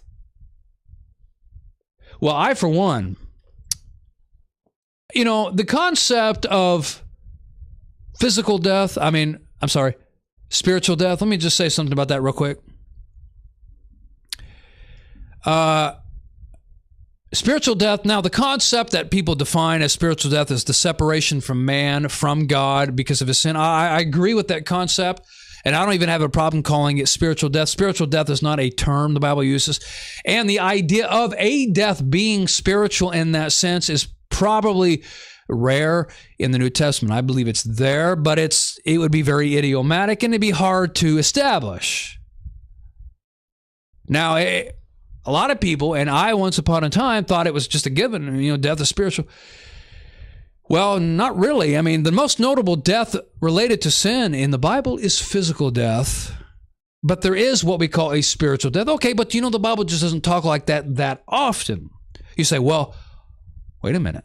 Ephesians 2, AK, it has to be spiritual death because he says you were dead, and they obviously were never physically dead. Well, not so fast.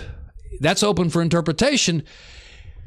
it could be just simply idiomatic, saying as good as dead, meaning it's like, well, you're not actually dead yet, but you were as good as dead because, that kind of thing. So it's really hard to nail down a spiritual death pattern in the New Testament. The concept of man being separated from God because of his sin, well, that's clear. But calling it a spiritual death, that's not the most given thing in the Bible. The most given kind of death is physical death. That's clearly what I believe is going on here, because he talks about physical death earlier with the physical death of Christ. And it's the most obvious when you go to Genesis chapter 3, and it says, to dust you shall return. Well, what death involves dust? Of course, it involves physical death. Now, one of the objections people have to Genesis 3, and they say, when God says, in the day that you eat of it, you will surely die, they say, well, that can't be physical death because he didn't die physically that day. Now, friends, he didn't have to mean you're going to die physically that day. First of all, it would be very confusing to Adam because he talked about coming from the dust and returning to dust, but then he was also talking about spiritual death. Well, I don't think so.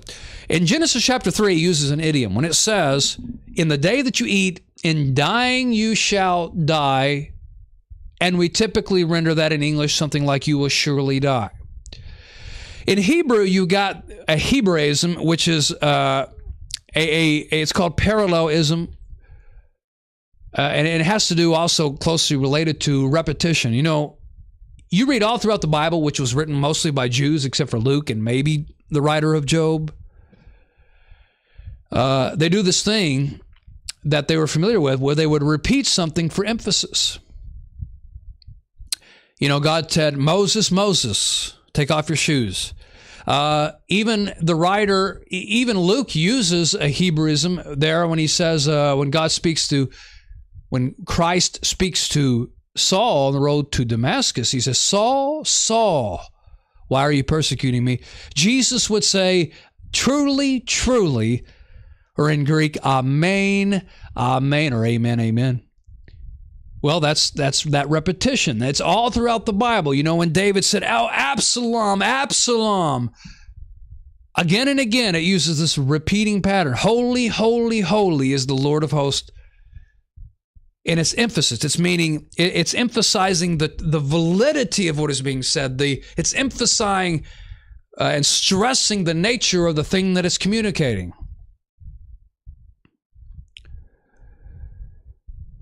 Okay, so really in the Hebrew, what it says is, in dying you shall die. It means death becomes certain in the day that you eat. And isn't that exactly what happened? That was physical death.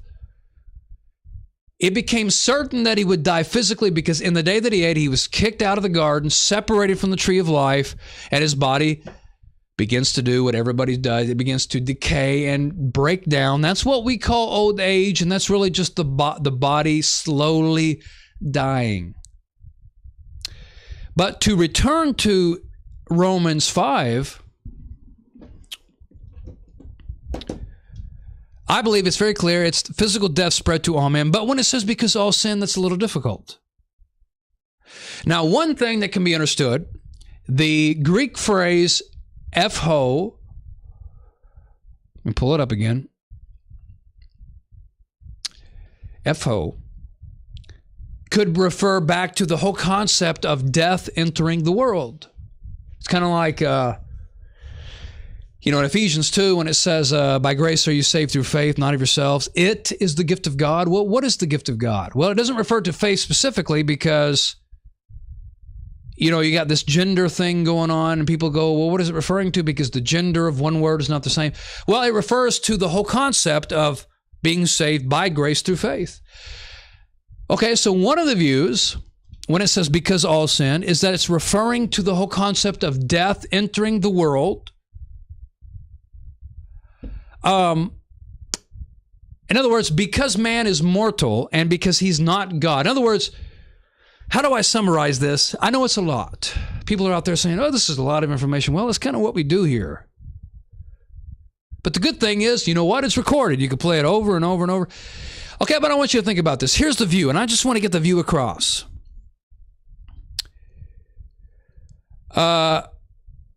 So, how do I say this in the simplest of terms? Let me start here. Now, when William Lane Craig, I played the videos earlier, when he talked about he entertains at least the idea of this special grace that was available to Adam and Eve in the garden that they lost, that helped them not sin, even though their nature remains the same. But without this special grace, whatever that might be in his mind or the Catholic mind, I don't know. Now that we don't have it, we're prone to sin. Not because our nature has changed, but why? Because of our human nature.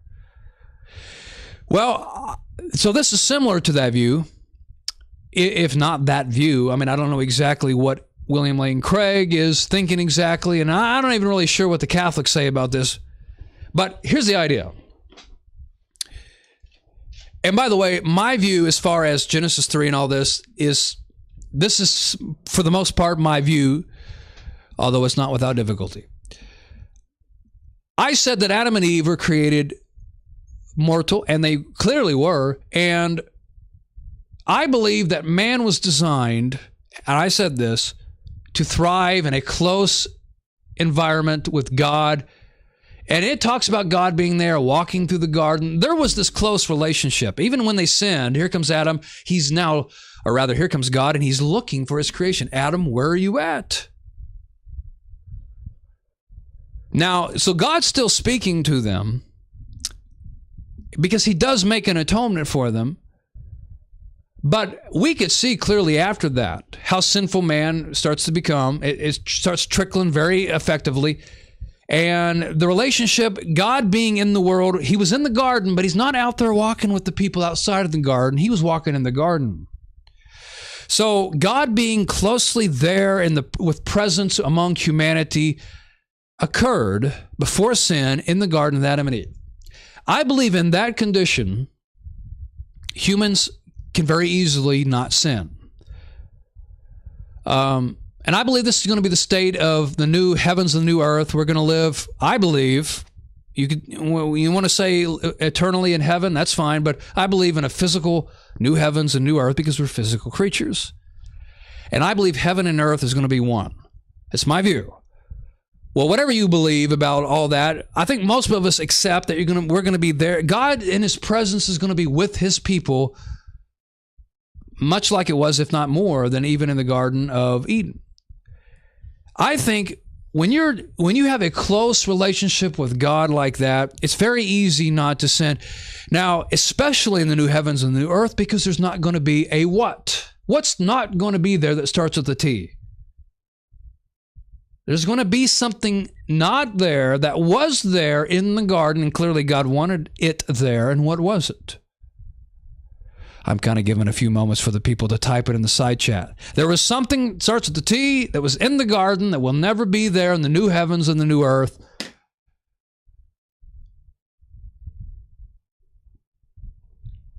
What was it? Or if you're listening on podcasts, you know what it is.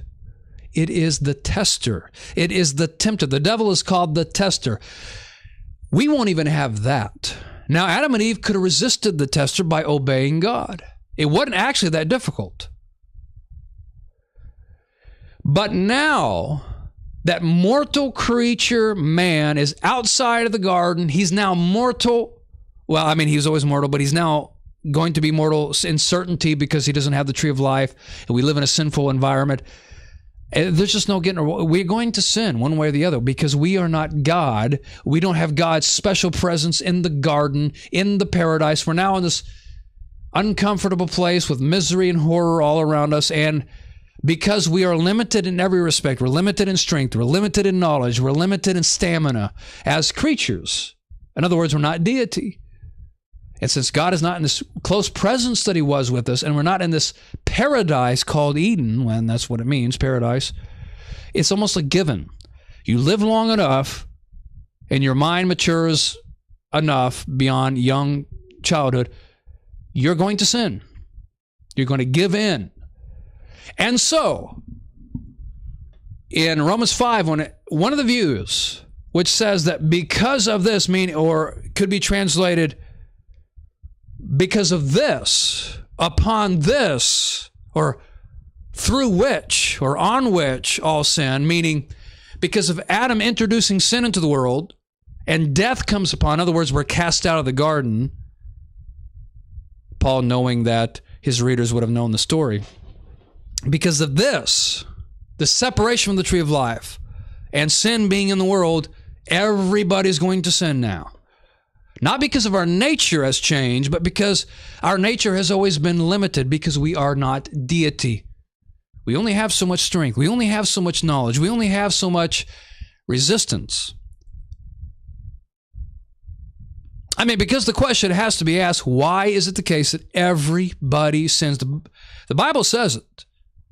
There is none righteous, no, not one. None of the prophets, not Moses, not Elijah, it was ever without sin. There were, Job. Hey, Elijah was righteous enough. Enoch was righteous enough, but they had all sinned. And so I believe that when man is not thriving in this paradise with God in close presence there, and we get the environment of sin, I mean, it's just a given. We're going to do it. And that's why everybody sins. Well, that is my view when it comes to Genesis and why everybody sins. And when it comes to Romans 5, I believe that is a very legitimate view of this translation and of this word, because, in verse 12, the word because. So when it says, just as through one man sin entered the world, and death through sin, and so, or in this way, the word means, death spread to all men, could translate it, through this, or upon this reason, all sinned. Well, that would align with what my view is. Now, this view is around. This has been my view. And I believe this view, not necessarily the translation of Romans 5, but this view in general that I just told you, I believe it is doing the best with the evidence and the information that we have in the Bible. This idea about a sin nature, it just simply never says it. It's always read into the text. It's not in Genesis 6. It's not in Ephesians 2. It's not in Romans 5. It's not in Romans 3. Romans 3 says pretty much the opposite. It says all have turned aside. Not all were born aside. In Psalms, when it says, one passage in Psalm is where it says the wicked come speaking lies from the womb, something like that. Let me look it up. Estranged from the womb. What it says, the wicked are estranged from the womb. They go astray as soon as they are born, speaking lies even inside the womb. Well, that's a commentary. See, that's the womb. That's the womb. I'm reading about the womb. Now, I just looked up the passage because I couldn't remember it. And someone has the commentary right after it that I started to read. They said, even inside the womb, wicked people are strangers. Even inside the womb, the wicked little baby in the womb. It's amazing that even that commentary right there. Even inside the womb, wicked people are strangers to God. Now, first of all, from the womb doesn't mean in the womb. From the womb means from birth. And by the way, here's the point. A passage like that really doesn't help the case for the traditional view. Why? Because this is hyperbole. This is the book of Psalms. The Bible speaks, the book of Psalms is poetry. A hyperbole is like an exaggerated thing that is not meant to be taken literally. It's for poetic effect. I mean, people have to know the literary context in which things are read. I know, see, people forget that. One person I heard a long time ago defending the traditional view of original sin from this passage, he says, well, it was somebody was talking about how this doesn't, you're taking this literally. Someone who thinks like me was saying, you can't take the passage literally. Babies don't even speak when they are born, let alone speaking lies. And the objector said, well, you don't know what these babies are mumbling in their gibberish. You see, people go to a lot of extreme to defend a view. See, it's hyperbolic. It's poetry that you're reading in Psalm. It's poetry. When it's like if I were to say, Jack Dabbs, we talked about it. He said he was an engineer. I could say Jack is such a great engineer. It's like he came from the womb designing whatever he designs. Someone's such a great guitarist. I could say it's like they came out of the womb with their fingers smoking. It's that kind of idea. It's exaggeration for effect. That's what the book of Psalms is about. It's not to be taken literally. Let's see. I'm looking up something here.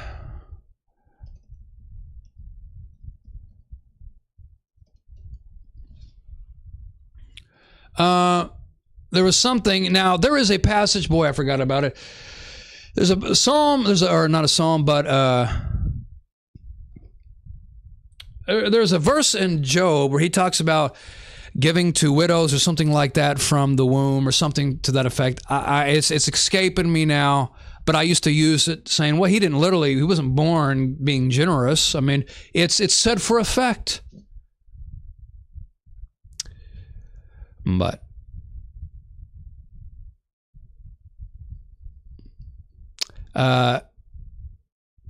anyway, so yeah, I forgot that verse.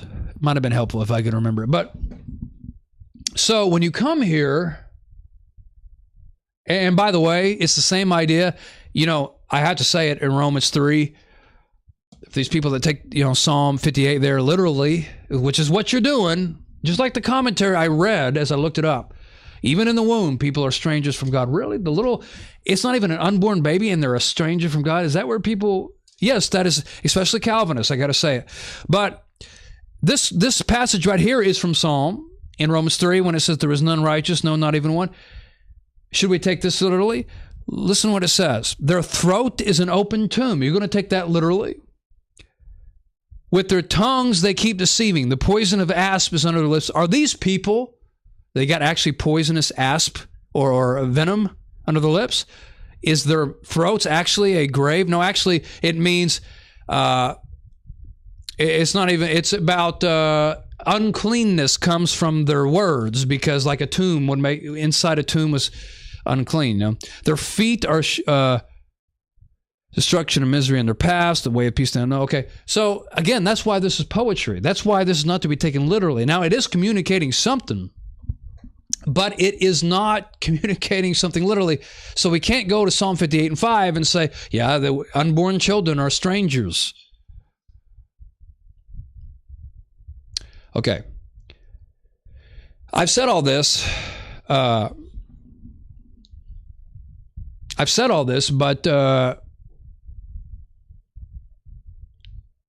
this is what people do in Psalm 51:5. And I can't, we've already been going nearly 2 hours. I can't go through all of Romans 5 today. I've been trying to go through it too. Now, I know a lot of people are going to still have questions about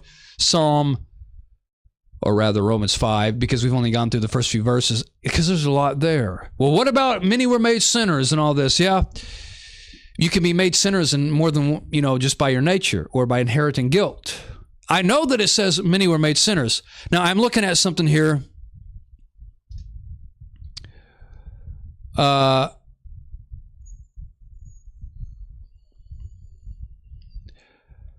Okay.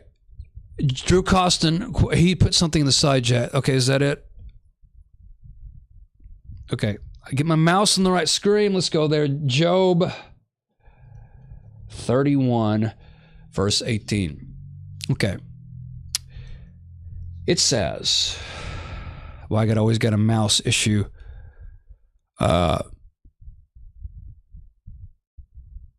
This is a long discussion, but it says here, I'm not going to read the whole thing, but in 31:18, it says, but from my youth he grew up with me as with a father, and from the womb. Okay.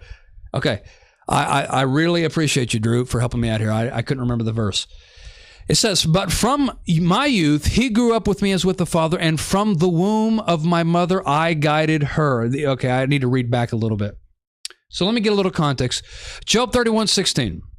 If I have held back the poor from their desire, in other words, I haven't been generous for the poor, or if I have caused the eyes of the widow to fail, or have eaten my morsel alone, I haven't been sharing, and the orphan has not eaten from it, if I haven't been generous, is what he's saying. But from my youth, he grew up with me as with a father. In other words, I've taken care of the orphan. I've done good to widows and orphans and the poor. This is what he's saying. But then he says this, and from the womb of my mother, I guided her. She's talking about taking care of orphans and widows. When he says, from the womb of my mother, did he really pop out of the womb taking care of the widow? Or is he saying, I've been like this from youth? It's an exaggerated way to say, I've been generous for most of my life, even from a young age. Now, I do believe people are sinful from a very young age, but they're not born sinful. And it's not saying that in Psalm 58 when it says the wicked are estranged from the womb. It's poetry. Just like Job he didn't literally pop out of the womb guiding the widows. Okay? Thanks for that, Drew. Okay. Now in Romans 5, we only got a few minutes left here, but I do want to say this. And I'm going to be brief, and then we'll return next time. But even the verse that says many were made sinners, but then the contrast says just as many were made righteous. It's the many, then you have to decide, okay, many in Christ, many in Adam. Now, the whole verse, even universalists. Now, Drew here is a universalist. Now, he's going to take from this the idea that everybody's going to be saved, just like everybody was, affected by the sin, which is all of humanity. All of humanity is going to be saved. So universalists like Drew, that's the way they're going to interpret. Calvinists are going to take it a different way. I'm going to take it a different way than both. Although him and I are going to see some things alike, and that's just the way it is. Romans 5 is difficult in that way. Romans 5, 12 through 19 is really going to depend on what your theology already is. It's going to be hard to establish theology from it for that reason. Okay, so now I and other non-Calvinists, we do not believe that Christ makes people and brings grace and life to people like automatically or by default. The Calvinists would, like the atonement and then all the elect from creation, it's already in the bag, kind of, so to speak. But no, you and I believe it's conditional. Grace is brought if we choose to put our faith in Christ. And so he brings grace to us, but it is not unconditional. So you can't just, and it's not like from birth, and like you can't be born a Christian, you can't be born saved, infant baptism notwithstanding. And so the idea of, well, many were made sinners doesn't mean by guilt or by sinful nature. That has to be read into it. Now, would it fit? Yeah, it would fit. But it doesn't establish it. But many were made sinners, I believe, in the sense that, well, one of the views is, and this is where I lean, because it's difficult, but where I lean is the view that I talked about earlier.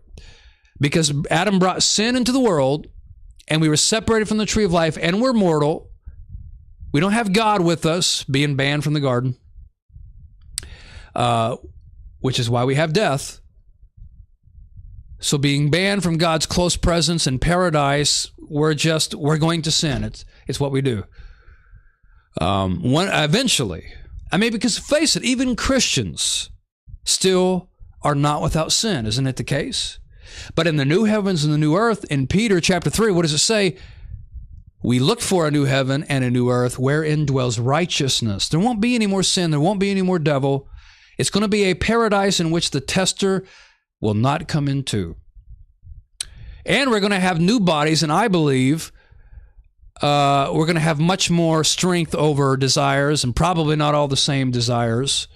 There's not going to be marriage, so we probably won't have those kinds of desires. somewhat speculative here, but we certainly aren't going to have marriage. It says that. Okay. So when it says many were made sinners, you can plant, you can plug into that. Okay, by nature, we're children, or by nature, we're sinners. We're sinners by birth, by conception, or we are made sinners by guilt. But that's not a given. It could be the way that I just said. But there's a lot more to be said, and we'll return to this, Lord willing, the next time we have a podcast, and we'll talk more about it. So here's what I want to do. Be brief concerning this subject. Email me your questions. Listen, I get lots of emails, and I'm not even that popular. I mean, I got less than 2,000 subscribers on YouTube. I get it. I'm not saying I'm some very well-known guy, but I can't imagine people that got like 10,000, 20,000, 100,000, or even 1 million subscribers. I can't imagine the content they get because I get too much. I get all kinds of questions and comments on Facebook. I get lots of emails. So if you got a question or a point that you want me to address concerning this subject, email it to me. Keep it piffy. A matter of a sentence or two, because I just can't take time to address, and I'm probably not going to email you back, okay? What question would you want me to address concerning the subject on the next podcast about it? Or what point do you want me to address? Or if you disagree me, tell me in a short sentence or two, maybe 3, keep it piffy, where you think I'm wrong. And we'll talk about it. My email is akrichardson@zoho.com. I'll put that in the side chat. For those who are watching live, can write it down. And if you're listening to the podcast, I'll repeat it. akrichardson@zoho.com.